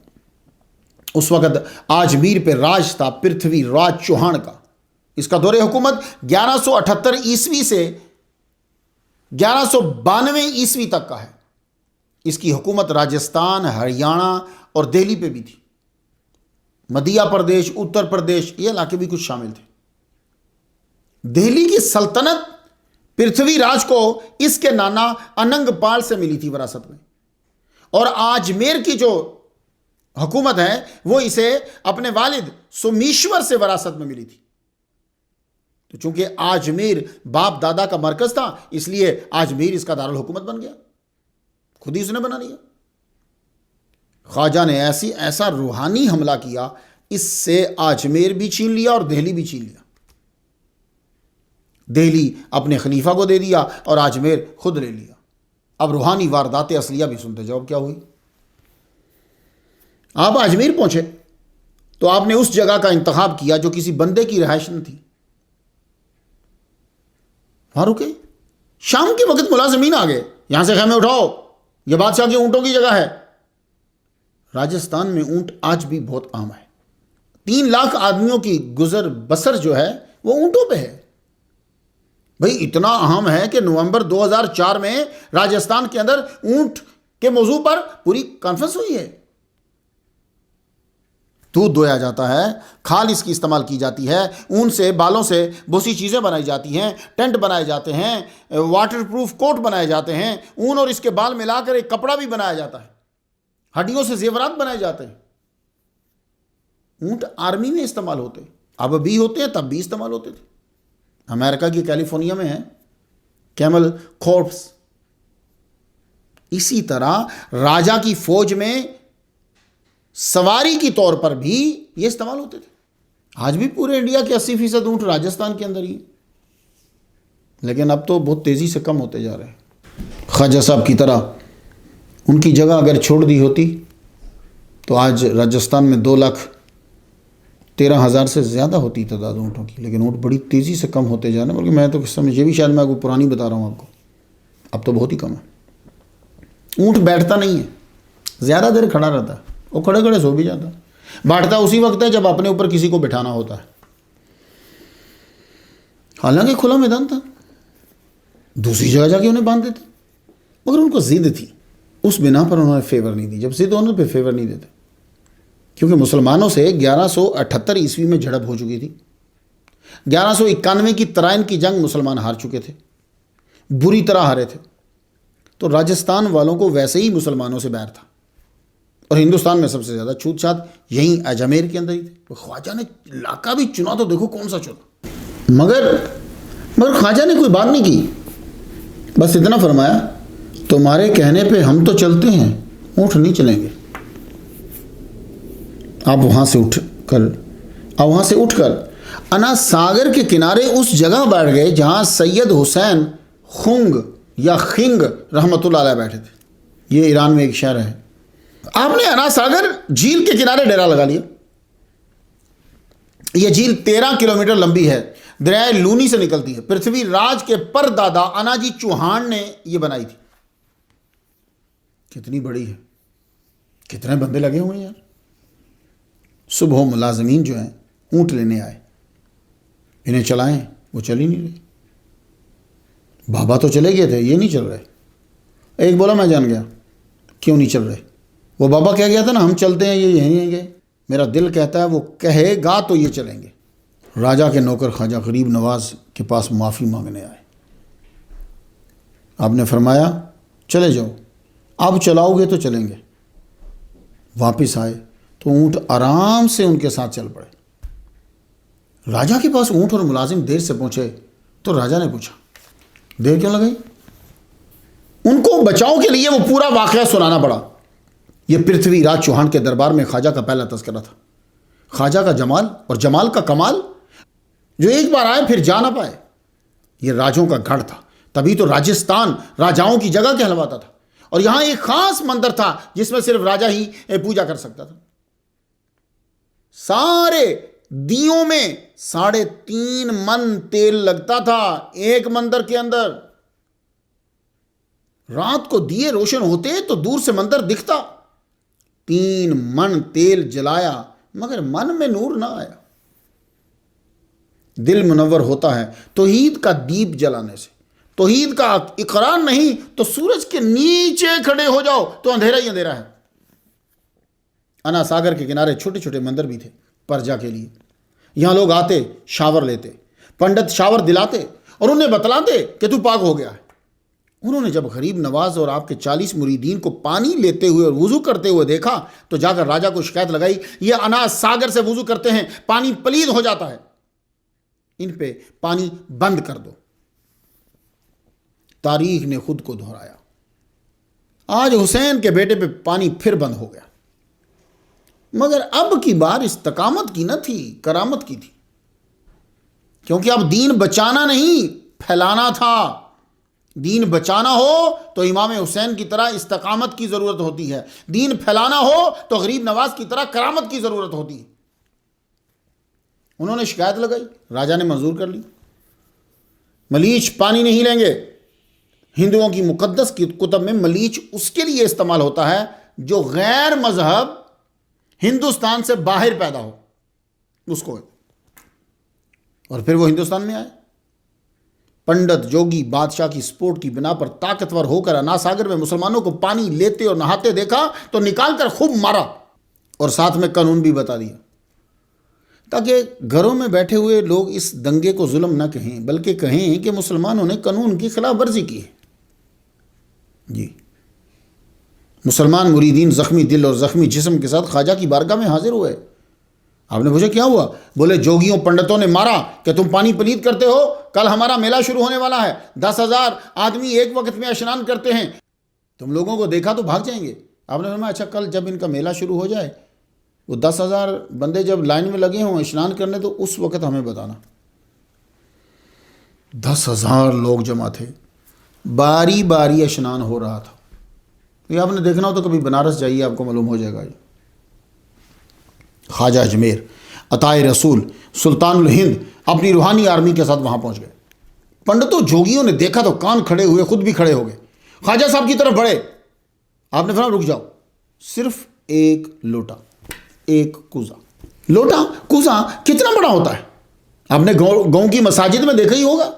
آپ نے فرمایا ہاتھ پانی کو نہیں لگائیں گے، لوٹے کی ٹوٹی سے پکڑ کر یوں صرف بھرنا ہے۔ انہوں نے کہا ٹھیک۔ آپ نے خواجہ قطب الدین بختیار کاکی رحمہ اللہ سے کہا میں آنکھ بند کر کے کھڑا ہوں، تم آنکھ کھول کر کوزے کو بھر لاؤ۔ جو آپ کا مرید کوزہ بھرنے جا رہا ہے، تمام کی نظریں آپ کی طرف ہیں۔ انا ساگر پہ ہر قسم کی کاروائی رک گئی۔ جو ہی کوزہ ڈالا پانی میں ہلچل ہوئی۔ آپ کوزہ بھر کے خواجہ کی طرف چلے۔ جس رب نے طوفان نوح کے بعد زمین کو پانی نگلنے کا حکم دیا تھا، آج حسین کے بیٹے معین الدین خواجہ غریب نواز کے لیے پھر حکم ہوا، جھیل کی زمین پانی سک کر لے۔ لوٹا پورا ہوا، جھیل خالی ہو گئی۔ 10,000 بندہ اس وقت موجود تھا، ہوش اڑ گئے جناب سب کے۔ یہ کیا ہوا؟ سلطان الہند تو چل پڑے، مجمع پانی کے لیے تڑپ گیا۔ پنڈت اور جوگی اب معافی مانگ رہے، سوچتے ہوں گے جس کی ایک لوٹے میں جھیل آ گئی، مشک بھر لے تو کیا غضب ڈھائے گا۔ اب انصاف پہ آ گئے، انسانیت کا سبق یاد آ گیا۔ بولے یہ آپ کا بھی اتنا ہی ہے جتنا ہمارا ہے۔ ہمیشہ باطل کو، ہمیشہ ظالم کو جب خود مصیبت پڑتی ہے تو وہ انسانیت کا ہی رونا روتا ہے اس وقت۔ اور جب کبھی مسلمان مر رہا ہوگا، تڑپ رہا ہوگا، کاٹا جا رہا ہوگا، کہیں انسانیت دور نشے میں دھت ہوتی، سارے بولے پانی لٹا دیجئے۔ امام حسین کے بیٹے نے پانی لٹا دیا۔ جو ہی لوٹا خواجہ قطب الدین بختیار کاکی نے انڈیلا، جھیل بھر گئی۔ 10,000 کو توحید کی سمجھ آ گئی کہ پانی صرف تن صاف کرتا ہے، توحید من صاف کر دیتی ہے۔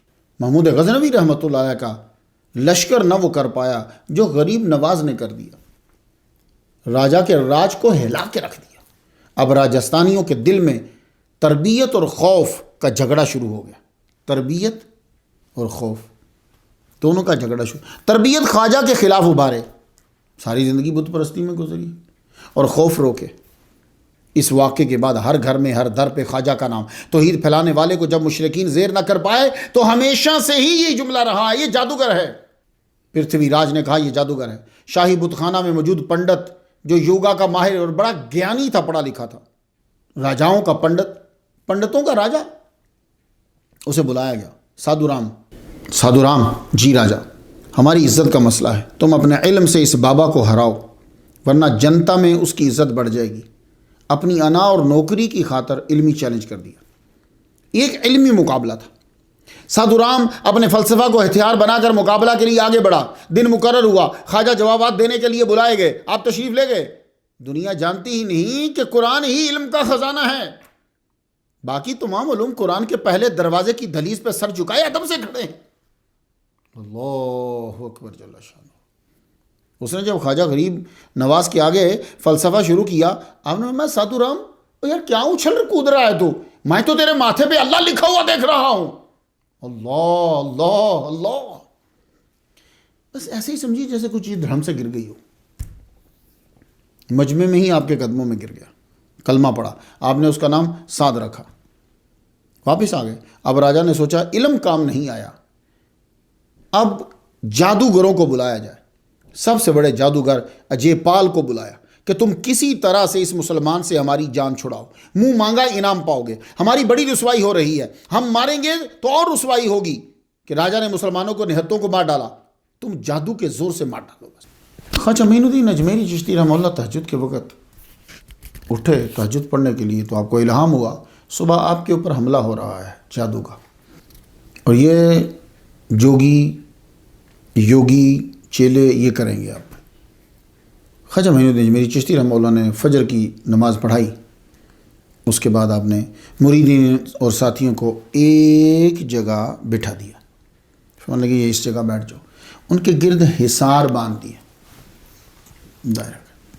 فرمان لگے سنو, سختی سے آرڈر ہے میری طرف سے, جب تک میں خود نہ آؤں تم باہر مت آنا.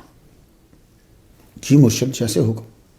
خود آپ آگے جا کے ایک جگہ پہ دائرہ کھینچ کے خود اس کے اندر آپ بیٹھ گئے. روشنی ہوئی تو راجا اور پنڈت خوش تھے. آج یہ گئے, جوگی نے حملہ دن کا وقت کیا, رات کو نہیں کیا. حالانکہ اثر ہوتا ہے لیکن اس نے دن کے ٹائم کیا تاکہ زیادہ لوگ دیکھیں اور میری طاقت کا سب کو یقین ہو جائے.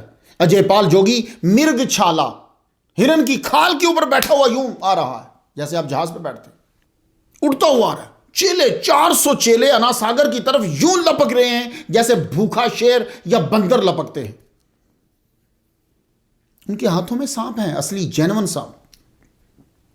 ایک عجیب دہشت زدہ منظر تھا. لگتا تھا کہ موسیٰ علیہ السلام کا دور پھر آ گیا ہے. لیکن وہاں تو جادوگروں نے رسیوں کو سانپ بنا کر دکھایا تھا, نظر کا دھوکہ تھا. یہاں تو سانپ ان کے ہاتھوں میں تھے. سارے سانپ انہوں نے چھوڑ دیے, لیکن وہ جو ہی حصار کے قریب آتے تو مر جاتے یا کہیں اور رخ کر جاتے. پھر انہوں نے آگ برسانا شروع کر دی, لیکن اسے حصار تک نہیں پہنچتی تھی, پلٹ کر چیلوں کی طرف چلی جاتی. اب جوگی کو سمجھ آیا کہ نیچے سے کوئی چیز اندر داخل نہیں ہو سکتی, اوپر سے حملہ کرنا چاہیے. وہ اڑتا ہوا اب اوپر سے حصار میں آنے لگا. آپ نے اپنے نالین کو, وہ نالین چوبیں جو تھی, کہا اچھا آپ بھی جانا چاہتی ہو, چلو اڑو, جاؤ ذرا اس کا دماغ تو ٹھیک کر کے آؤ. وہ نالین اڑی اور ایسی دماغ پہ پڑی کہ نیچے لا کے سامنے پھینک دیا. اجے پال سمجھ گیا جادوگر ہوتا تو مجھ سے ہار جاتا, یہ کچھ اور ہے. وہ بولا میں آپ کا دین قبول کرتا ہوں, بڑا عالم بھی آپ کا مرید, بڑا جادو بھی آپ کا مرید, راجاؤں کی نیند حرام. اسلام قبول کرنے کے بعد دونوں نے عرض کی حضور آپ یہ جگہ چھوڑیے. سعد یعنی وہ سادھو رام جو تھے انہوں نے عرض کی میری زمین ہے, آپ وہاں مسجد بنائیں. تو اب آپ وہاں منتقل ہو گئے جس جگہ آج آپ کا مزار پر انوار ہے. پرتھوی راج بظاہر 1191 کی ترائن کی جنگ جیت چکا تھا. شہاب الدین غوری سے مگر پریشان تھا کیونکہ وہ حملہ دوبارہ بھی کر سکتا تھا. بس یہ چیزیں اور خبریں آتی رہتی, جاسوسی بڑی ٹائٹ تھی اس کی. لیکن دیکھو ایسے ہی ماحول میں یہ جب کہ یہ راجہ مسلمانوں کو ہرا چکا ہے, اسی کے گڑھ کے اندر مسجد بنوا رہے ہیں خواجہ غریب نواز. اور مسجد رات کو بنواتے تھے, عبادت کرتے رہتے, مستری جو ہیں وہ دیے جلا کے رات کو مسجد بناتے رہتے. رات کے وقت جب آپ کو کام کریں گے تو روشنی کی تو ضرورت ہوگی آپ کو, اور اس دور میں روشنی کے لیے دیے جلائے جاتے تھے جس کو آپ موم بتی کہتے ہیں. یہ بھی مختلف چربیوں سے بنائی جاتی تھی, لیکن اس کا وجود بھی رومن امپائر اور چائنیز میں 200 قبل مسیح ملتا تو ہے, لیکن یہ دور ہی ہوتی تھی, یہاں نہیں. آئل لیمپ یعنی دیا جو ہے یہ سستا آسان تھا. یہ 18ویں صدی تک چلتا رہا. پھر بجلی نے سب کو آ کے ماند کر دیا. خواجہ صاحب دیوں سے روشنی کر کے مسجد تعمیر کروا رہے تھے. راجہ نے اعلان کیا کوئی مسلمانوں کو آئل نہ دے. مستریوں نے آ کے کہا حضور تعمیر نہیں ہو سکتی. آپ نے پوچھا کیوں؟ عرض کی روشنی کے لیے آئل نہیں ہے, مسٹرڈ آئل نہیں مل رہا. آپ نے فرمایا تعمیر ہوگی, رات کو ہی ہوگی. آج میں مغرب میں جب میں وضو کروں تو بچا ہوا پانی جو ہے وہ ان دیوں کے اندر ڈال دینا. اللہ اکبر جل شانہ. اسی طرح کی جب آپ نے وضو فرمایا, جو پانی بچا تھا, جو آپ وضو فرما رہے تھے, وہ نیچے سے سنبھالتے جا رہے پانی کو, بسم اللہ پڑھ کر وہی پانی دیوں میں ڈال دی. پتی کو آگ لگائی, آگ دکھائی, روشن ہو گئی. آپ سوچ سکتے ہیں جلتا تو آئل ہے, پانی کیسے جلنے لگا؟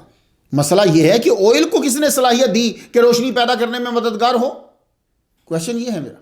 اللہ نے تو پیدا کرنے میں مددگار ہو. آپ کہیں جی اللہ نے, ٹھیک ہے, تو اسی اللہ نے وہ صلاحیت اپنے دوست کے کہنے پہ اپنے دین کی حفاظت کے لیے پانی میں پیدا کر دی.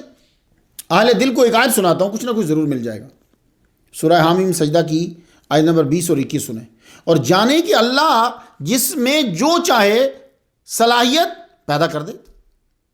آپ کے نزدیک یہ صرف یہ زبان بولتی ہے, رائٹ؟ یہ بولتی ہے نا, تو اب آپ کیا کہیں گے زبان بولتی ہے؟ نہیں, اللہ چاہے تو اس کو بھی بولنے کی طاقت دے دے, آنکھ کو دے دے یہ بولنے لگ جائے, کان کو دے دے یہ بولنے لگ جائے.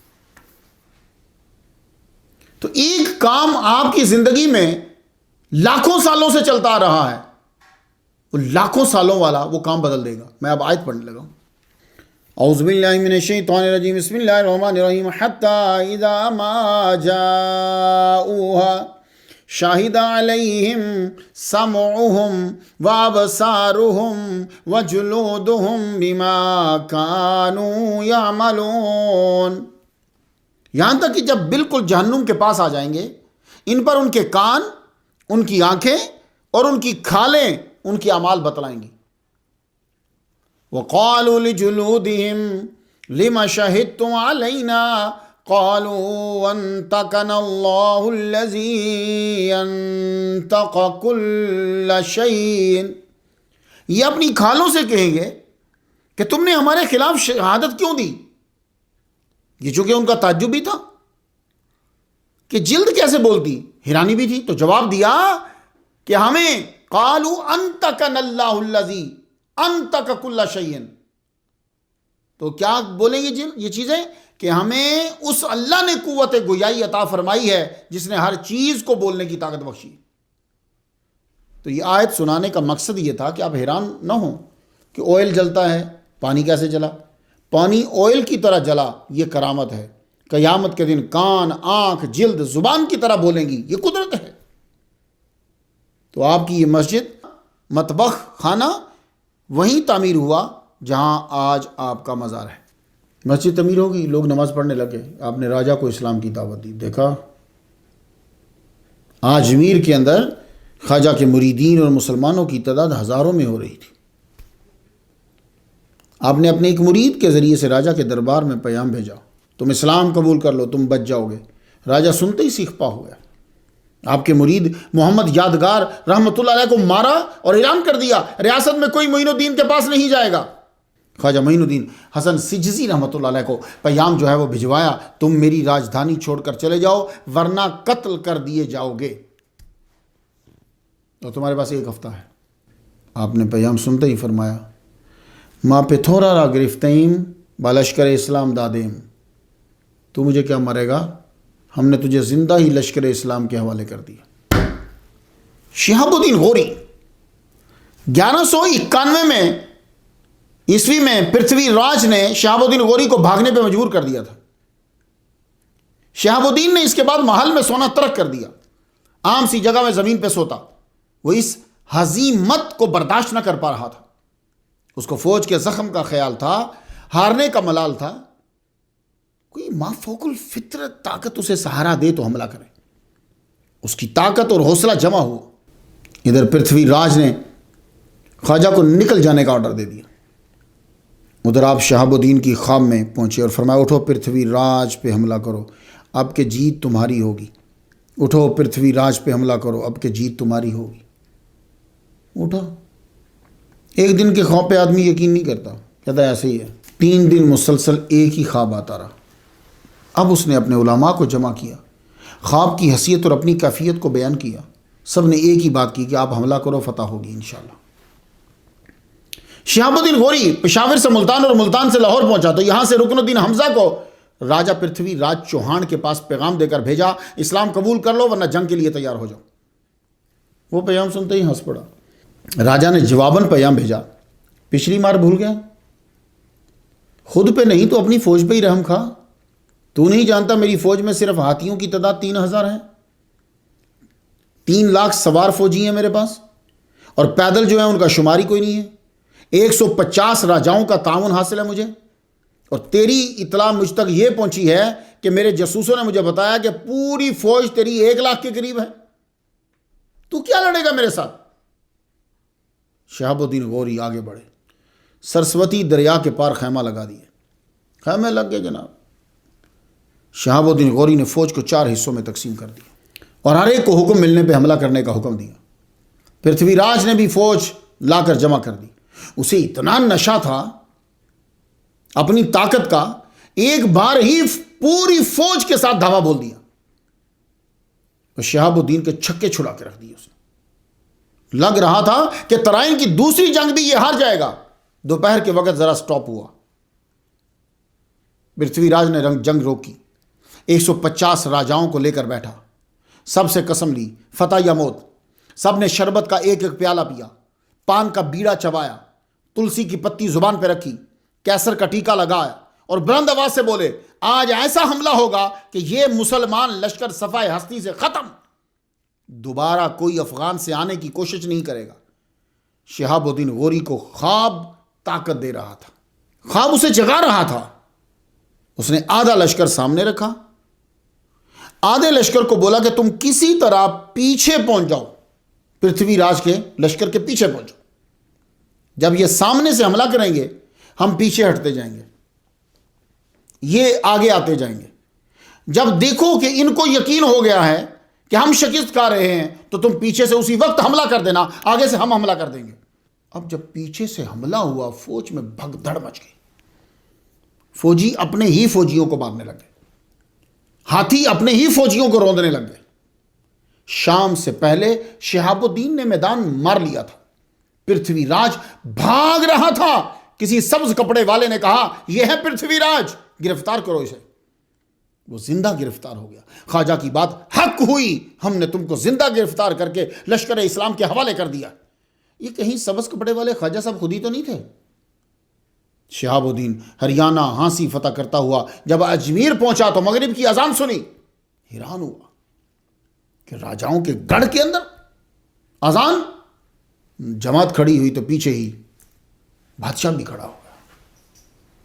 نماز ادا کی، امام نے سلام پھیرا، آگے بڑھا ملنے کے لیے. جب آگے بڑھا تو چہرہ دیکھتا ہی رہ گیا. اللہ اکبر جل شانہ، یہ تو وہی ہیں جنہوں نے خواب میں آ کے حملے کا حکم دیا تھا اور فتح کی نوید سنائی تھی. اب راجاؤں کی جگہ پہ خواجہ کا راج تھا.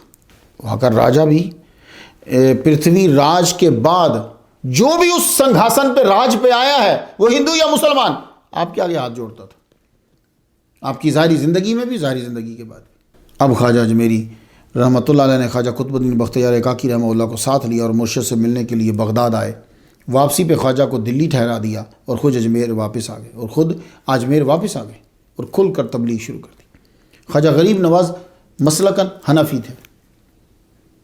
کچھ اشارات آپ کو دیتا ہوں، آپ کو سمجھ آ جائے گا کہ آپ کس کے فقہ میں پیروکار تھے. دلیل العارفین جو آپ کے ملفوظات کا مجموعہ ہے، اس میں آپ کا ارشاد ہے، بعد ازاں فرمایا کہ میں نے فقہ اکبر میں لکھا دیکھا کہ امام المتقین ابو حنیفہ کوفی رحمۃ اللہ علیہ روایت کرتے ہیں. انداز دیکھ رہے ہیں اور کتاب بھی دیکھ لی. آگے وہ کفن چور کا واقعہ ہے سارا.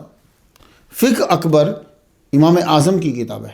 نام لینے کا انداز اور بات پہ عمل واضح کر دیتا ہے کہ آپ کس کی فقہ پہ عمل کرتے ہیں. ایک مرتبہ فرمایا کہ میں نے ہدایہ شریف جس پہ مرشد خواجہ عثمان ہرونی رحمۃ اللہ علیہ نے حدیث لکھی ہوئی تھی، اسفروا بالفجر فإنه اعظم للأجر، فجر کی نماز آخری وقت سفیدی میں ادا کرو، زیادہ ثواب ہو۔ مرشد جب ہدایہ پڑھتے ہیں، حاشیہ بھی لکھتے ہیں، تو مرشد حنفی ہوئے، اور مرید خواجہ بھی، کیونکہ ہدایہ جو ہے فقہ حنفی کا بعد دلائل مجموعہ ہے۔ فقہ حنفی، کیونکہ ہدایہ فقہ حنفی کا با دلائل مجموعہ ہے۔ ایک اور مسئلے سے معلوم ہوتا ہے کہ آپ حنفی ہیں۔ آپ نے فرمایا میں نے فتاوی ظہیریہ میں دیکھا، ظہیر الدین محمد بن احمد عمر البخاری رحمۃ اللہ علیہ کا لکھا ہوا ہے، آپ حنفی تھے۔ 619 ہجری میں وصال ہوا۔ ان کے فتاوی کا حوالہ دیا اور کہا کہ اس میں لکھا ہوا تھا کہ آدمی جنبی بھی ہو تو منہ اس کا پاک ہوتا ہے۔ فتاوی ظہیریہ سے پھر ایک اور بات بتائی خواجہ غریب نواز رحمۃ اللہ علیہ نے، کہنے لگے کہ حضور نے فرمایا جو 7 دن علماء یعنی علماء حق جو صوفیہ ہیں ان کی خدمت کرے، اللہ اس کے گناہ معاف فرما دیتا ہے، 7000 سال کی نیکیاں نامہ اعمال میں تحریر فرما دیتا ہے جو 7 دن علماء کی خدمت کرے۔ خواجہ کے ماننے والوں، کبھی علماء کے پاس بیٹھے ہو، کبھی ان پہ بھی ایسے ہی پیسے لٹائے ہیں جیسے بے علم قوالوں کے اوپر لٹائے جاتے ہیں؟ خواجہ صاحب تو یہ کہہ رہے ہیں آپ نے شادی بھی کی۔ پہلی شادی ایک راجہ کی لڑکی سے ہوئی، امت اللہ نام رکھا، ان کے بطن سے 2 بیٹے اور 1 بیٹی پیدا ہوئی، ابو الخیر خواجہ فخر الدین، خواجہ حسام الدین اور بیٹی بی بی حافظہ جمال۔ دوسری شادی سید وجیہ الدین کی بیٹی سے کی، بی بی عصمت اللہ سے، ان کے بطن سے 1 بیٹا پیدا ہوا، صاحبزادہ ابو سعید خواجہ ضیاء الدین رحمۃ اللہ علیہ۔ آپ کی تعلیمات، آپ نے کیا فرمایا، یہ ہمیں خواجہ قطب الدین بختیار کاکی رحمۃ اللہ علیہ کی 12 مختلف جمع کردہ مجالس جو ہیں ان سے مل جائے۔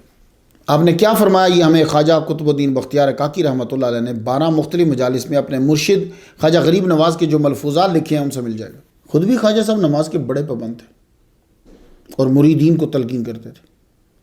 ایک مرتبہ فرمایا، اے درویش، نماز دین کا ستون ہے، اگر ستون سلامت تو گھر سلامت۔ تو خواجہ صاحب فرمانے لگے، ایک دفعہ میں سفر کرتے کرتے ایک گاؤں میں پہنچا، وہاں میں نے لوگوں کو دیکھا کہ نماز کا وقت ابھی شروع نہیں ہوتا لیکن وہ تیاری شروع کر دیتے۔ ہم تو اذان کے بعد وضو شروع کرتے ہیں نا، وہ نماز کے ٹائم شروع ہونے سے پہلے تیاری شروع کر دیتے تھے۔ میں نے کہا یہ کیا کرتے ہو تم؟ کہنے لگے عجلوا بالتوبۃ قبل الموت وعجلوا بالصلاۃ قبل الفوت۔ اس لیے ہم پہلے تیاری شروع کر دیتے ہیں کہ کہیں نماز فوت نہ ہو جائے، جلدی کرو۔ خواجہ صاحب فرماتے ہیں، مسعودی، ان کا پورا نام ابو الحسن علی بن حسین المسعودی ہے، بغداد پیدا ہوئے، حضرت عبداللہ بن مسعود رضی اللہ تعالیٰ کی اولاد سے تھے، 283 ہجری میں پیدا ہوئے، دنیا بھر کی سیر کی ہے، سری لنکا، چین تک گئے ہیں۔ اپنی کتاب واسعہ کی شرح میں امام زاہد رحمۃ اللہ علیہ نے لکھا ہے کہ اللہ تعالیٰ نے کسی عبادت کی اتنی تلقین نہیں کی جتنی نماز کی۔ خواجہ صاحب کا فرمان پہنچ گیا، اب پتہ چلے گا میں خواجہ کی دیوانی، میں خواجہ کی دیوانی۔ بغداد میں رہتے ہوئے آپ کی محافل جمتی، بڑے بڑے صوفیاء، اولیاء، علماء حاضر ہوتے خواجہ کی محفل کے اندر۔ ایک روز شیخ جلال رحمۃ اللہ علیہ، شیخ علی سجزی رحمۃ اللہ علیہ تھے، شیخ محمد اوحد چشتی رحمۃ اللہ علیہ تھے، کچھ اور لوگ بھی تھے۔ خواجہ نے فرمایا اہل سلوک کے نزدیک 5 چیزوں کی طرف دیکھنا عبادت ہے۔ پہلی جو آپ نے فرمائی، یہ سارے طلبہ بھی سن لو اور جو بچے سن رہے وہ بھی سن لو، تو آپ نے فرمایا پہلی چیز ماں باپ کو اولاد کا دیکھنا، یہ ثواب ہے۔ جب بچہ ماں باپ کو دیکھتا ہے حج و عمرے کا ثواب ملتا ہے اسے فری میں، تو اس لیے اپنی ماں اور اپنے ابا کو مسکراتے ہوئے دیکھا کرو۔ خواجہ کی دیوانی، خواجہ کی دیوانی، یہ ہے خواجہ کا سبق۔ آپ ہمیشہ باوضو رہتے تھے۔ مونس الارواح میں شہزادی جہاں آرا بیگم رحمۃ اللہ علیہا لکھتی ہیں کہ آپ ہمیشہ باوضو رہتے تھے، آپ کا وضو اسی وقت فاسد ہوتا جب قضائے حاجت کے لیے جاتے۔ مرشد کا عمل مریدین کے لیے سبق ہوتا ہے، یاد رکھیے گا، ہمیشہ باوضو رہو۔ سورۃ الفاتحہ کی تعلیم خواجہ غریب نواز نے دی۔ فرمایا میں نے آثار مشایخ طبقات میں دیکھا ہے کہ سورہ فاتحہ کو حاجت روائی کے لیے بہت زیادہ پڑھنا چاہیے۔ آپ لوگوں کو کوئی مصیبت ہو، آپ سورۃ الفاتحہ کی شروع کر دیں وظیفہ. میں نے ایک دفعہ کیا تھا ایک صاحب کے لیے سورج غروب ہونے سے پہلے. میرے وہ اسسٹنٹ تھے, ان کا وہ مسئلہ تھا کاغذوں کا. روزانہ میں 100 بار پڑھتا تھا, وہ بھی پڑھتے تھے, میں بھی پڑھتا تھا. اس کا ثواب بی بی فاطمہ الزہرا رضی اللہ تعالیٰ عنہا کو دیتے. کام ہو گیا, ناقابل یقین کام, یقین نہیں تھا کہ ہوگا. خواجہ صاحب نے فرمایا سورۃ الفاتحہ تمام دردوں اور بیماریوں کا علاج ہے. لا علاج مرض کے لیے فجر کی سنتوں کے بعد اور فرائض سے پہلے بسم اللہ شریف کے ساتھ 41 بار سورۃ الفاتحہ کو پڑھے. اور بھی بڑی آپ نے فضیلتیں بیان کی ہیں, لیکن میں ساری 12 کی 12 مجالس تو نہیں بیان کروں گا نا. تو آپ کو شوق دلا رہا ہوں, آپ دلیل العارفین پڑھیے 12 مجالس. 8ویں مجلس میں آپ نے فرمایا جو وظیفہ شروع کرے وہ مس نہ پھر کرے. دن کو نہ پڑھ پائے تو رات کو پڑھ لے. تو خواجہ صاحب کا یہ پیام ہے سب کے لیے. میں خواجہ کی دیوانی, یہ پیام سن لیجیے. وظیفہ جو شروع کیا آپ اس کو مس نہیں کرنا, 24 گھنٹے میں اس کو پڑھو. پھر واقعہ ایک سنایا آپ نے. ایک دفعہ مولانا رضی الدین رحمۃ اللہ علیہ گھوڑے سے گر پڑے. فوراً گھر آئے اور سوچنے لگے کیا خطا ہوئی کہ یہ حادثہ پیش آیا. پھر معلوم ہوا کہ روزانہ فجر کے بعد سورہ یاسین کی تلاوت کرتے تھے وہ روزانہ. آج یہ وظیفہ ان کا فوت ہو گیا, انہوں نے نہیں پڑھی, گھوڑے سے گر گئے.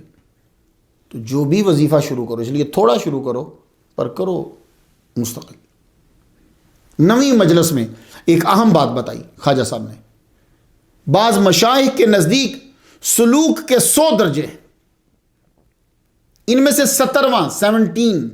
17واں جو ہے کشف و کرامات کا ہے. تو جو سالک یہی خود کو مشہور کرنے لگ جائے وہ اگلے 83 درجے کیسے پائے گا. بس سالک کو چاہیے کہ وہ اپنے آپ کو اس درجے پہ ظاہر نہ کرے, ورنہ وہ منزل نہیں پا سکے گا. تو اب ہم ذرا چیک کر لیجئے کہ یعنی جو اصلی صوفی ہے جب وہ 17ویں منزل پہ پہنچا, کشف و کرامات ظاہر کرنے لگ گیا تو 83 نہیں ہوں گی. اور ان کا کیا حال ہوگا کہ جو بنا کے پیش کر رہے ہیں. یہ تو اصلی کو بھی کرامتیں ظاہر کرنے کا آرڈر ہی نہیں ہے, ورنہ وہ 83 منزلیں نہیں پا سکے گا. 10ویں مجلس میں صحبت پہ گفتگو ہوئی. فرمایا صحبت اثر کرتی ہے, برے کی برا اور اچھے کی صحبت اچھا اثر کرتی ہے. آپ سے پوچھا گیا عارف کسے کہتے ہیں؟ فرمایا جو ہمیشہ خاموش رہے اور ہمیشہ عاقبت کی فکر میں رہے. تو طلبہ آپ سے عرض ہے کہ دلیل العارفین اور باقی جتنے سنیں ڈیٹیل سے پڑھنا ہے خواجہ صاحب نے کیا فرمایا تو آپ اسے پڑھیے. میرا کام تقریر میں صرف آپ کو شوق دلانا ہوتا ہے.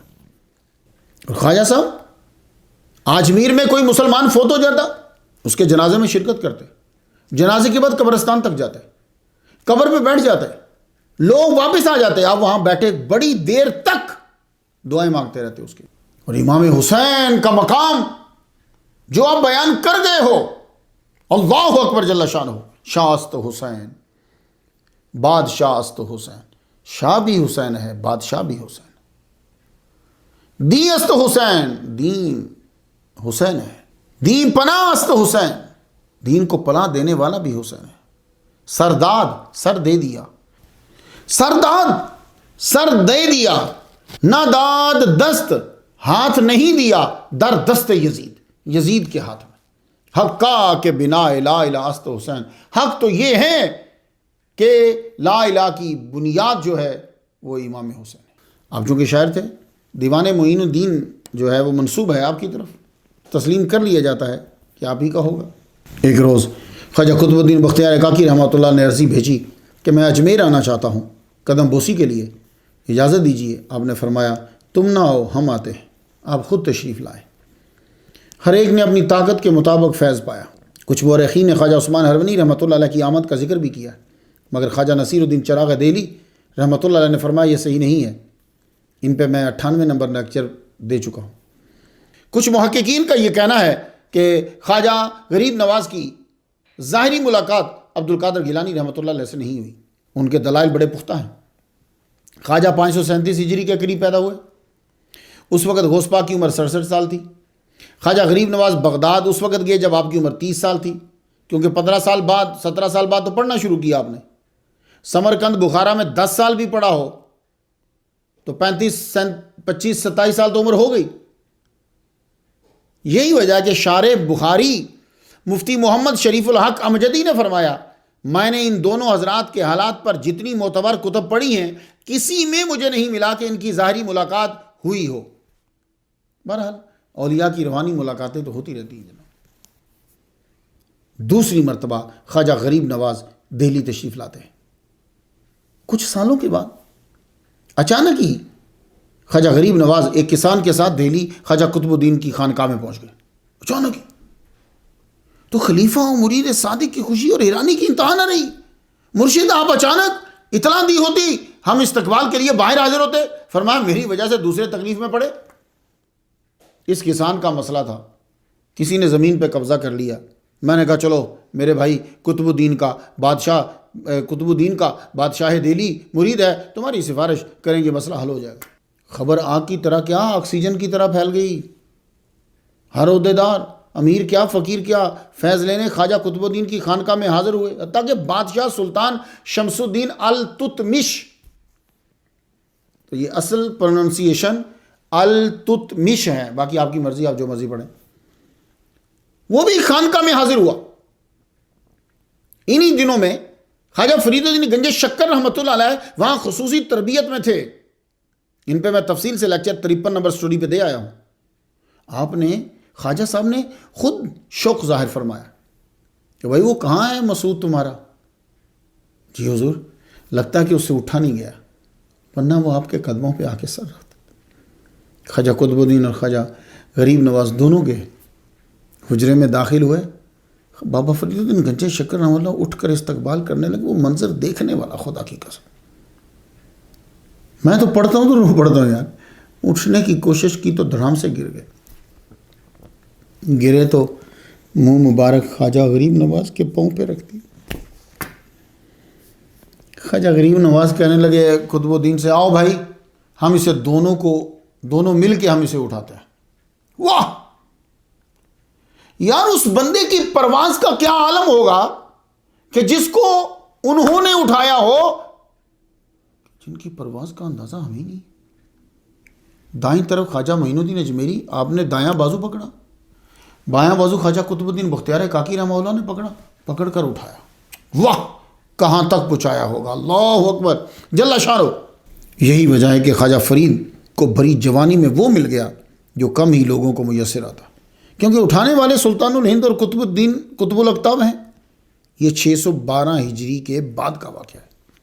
خواجہ یہ دوسری بار دہلی آئے تو سب آئے، یہ جو دوسری بار آئے تھے نا تو یہ سب آئے، نہیں آئے تو شیخ الاسلام آف دہلی نہ آئے۔ ان کا نام شیخ نجم الدین صغرا تھا۔ یہ بھی خواجہ عثمان ہرونی رحمۃ اللہ کے مرید تھے۔ عراق میں بارہا ان سے ملاقات جو ہے وہ ہو چکی تھی۔ اب نے کافی روز کے بعد خود ہی ان سے ملنے کا ارادہ کیا اور ان کے گھر چلے گئے۔ اس وقت یہ اپنے گھر میں کوئی چیز بنوا رہے تھے، آپ نے سلام کیا، انہوں نے مڑ کے دیکھنا بھی گوارا نہ کیا۔ خواجہ غریب نواز نے فرمایا اتنی بھی شیخ الاسلام صاحب بے مروتی کیا؟ تو وہ پھوٹ پڑے، جب سے یہ تمہارا مرید قطب الدین آیا ہے مجھے کوئی پوچھتا ہی نہیں ہے۔ آپ نے فرمایا اتنی سی بات ہے، یہ شیخ الاسلام ناراض ہو گئے؟ آپ نے فرمایا اتنی سی بات پہ شیخ الاسلام ناراض ہو گئے؟ فکر نہ کرو، ہم ان کو ساتھ اجمیر لے جائیں گے۔ خواجہ غریب نواز واپس آئے اور خواجہ قطب الدین سے فرمایا چلو میرے ساتھ اجمیر واپس چلو۔ پھر تو حالت دیکھنے والی تھی دہلی کی، ماں بادشاہ عوام پیچھے پیچھے، جہاں خواجہ قطب الدین قدم رکھے وہاں سے مٹی اٹھا کر چومے بادشاہ اور عرض کرے خدا را مت لے جائیے، ہم بے چھت کے ہو جائیں گے۔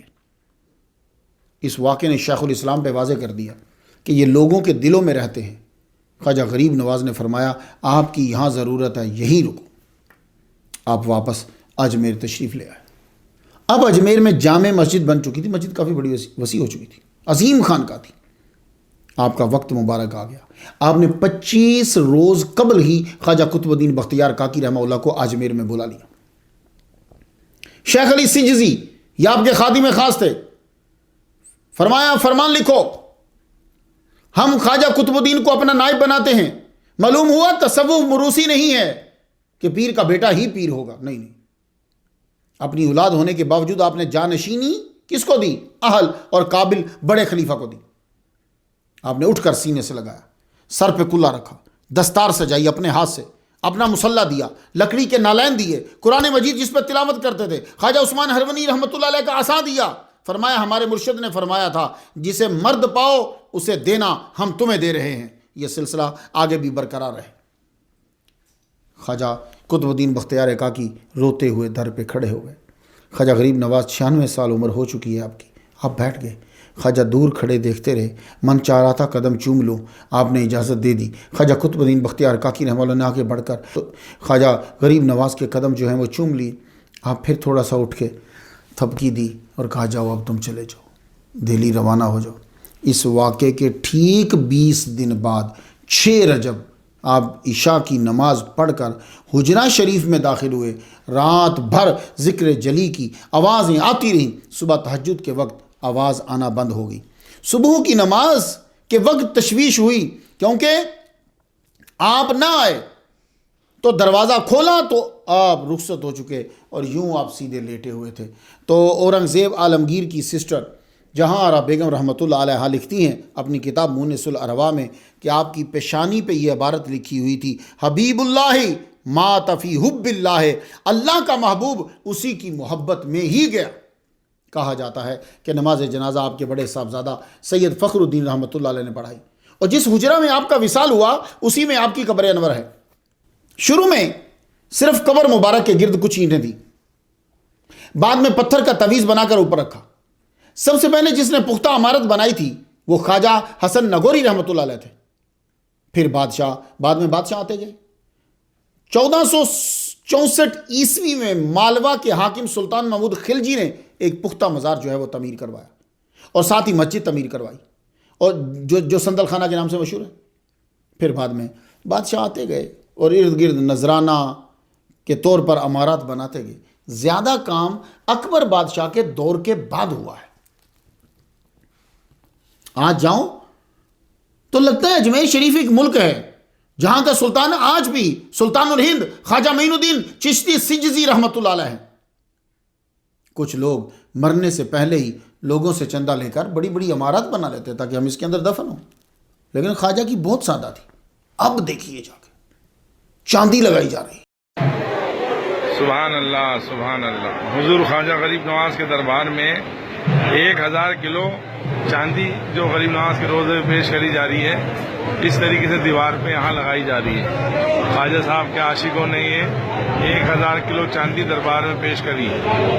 دھیرے دھیرے پوری دیوار کے اوپر یہاں چاندی پیش ہوگی، اور وہ جو پچھلی چاندی ہے وہ بانٹ دی گئی مجاورین میں۔ مجھے آج نوید بھائی بتا رہے تھے کہ سید حمزہ صاحب نے کہا ہے کہ ہم آپ کو بھیجیں گے، تو مجھے کہہ رہے تھے آپ کو بھی تحفہ دیں گے۔ میں نے کہا سعادت ہے بھائی، اگر خواجہ کے در پہ لگی ہوئی چاندی مل جائے تو ہم بھی انگوٹھی بنا لیں گے۔ آپ کے عمارات، مزارات، اس کے اوپر عمارتیں، اس کے ارد گرد عمارتیں، چاندی کا چڑھاوا اور یہ ساری چیزیں یہ 400 سال بعد شروع ہوئی ہیں۔ جی اتنے عرصے میں تو آدمی تاریخ میں ملتا ہے، دلوں میں نہیں، لیکن یہ دلوں میں راج کر رہے ہیں۔ خواجہ غریب نواز کو گلاب کے پھول بڑے پسند تھے۔ جب کبھی کوئی لے کر آتا تھا فرماتے تھے یار کم لایا تو۔ اجمیر کی اللہ تعالیٰ نے قریب کے علاقوں میں گلاب کی فصلیں ہی اگا دی، تو میرے بندے کو یہ پسند ہے۔ اجمیر کی چھوٹی تحصیلوں میں پھول کی فصلیں ہونے لگی۔ خواجہ کو پھول پسند تھے، قدموں میں بچھا دی۔ اب تو آپ دیکھو اوپر حیران ہو جاؤ گے۔ یہی وجہ ہے کہ جہانگیر ان پھولوں کی فصلوں کو دیکھنے آگرہ سے اجمیر آیا کرتا تھا۔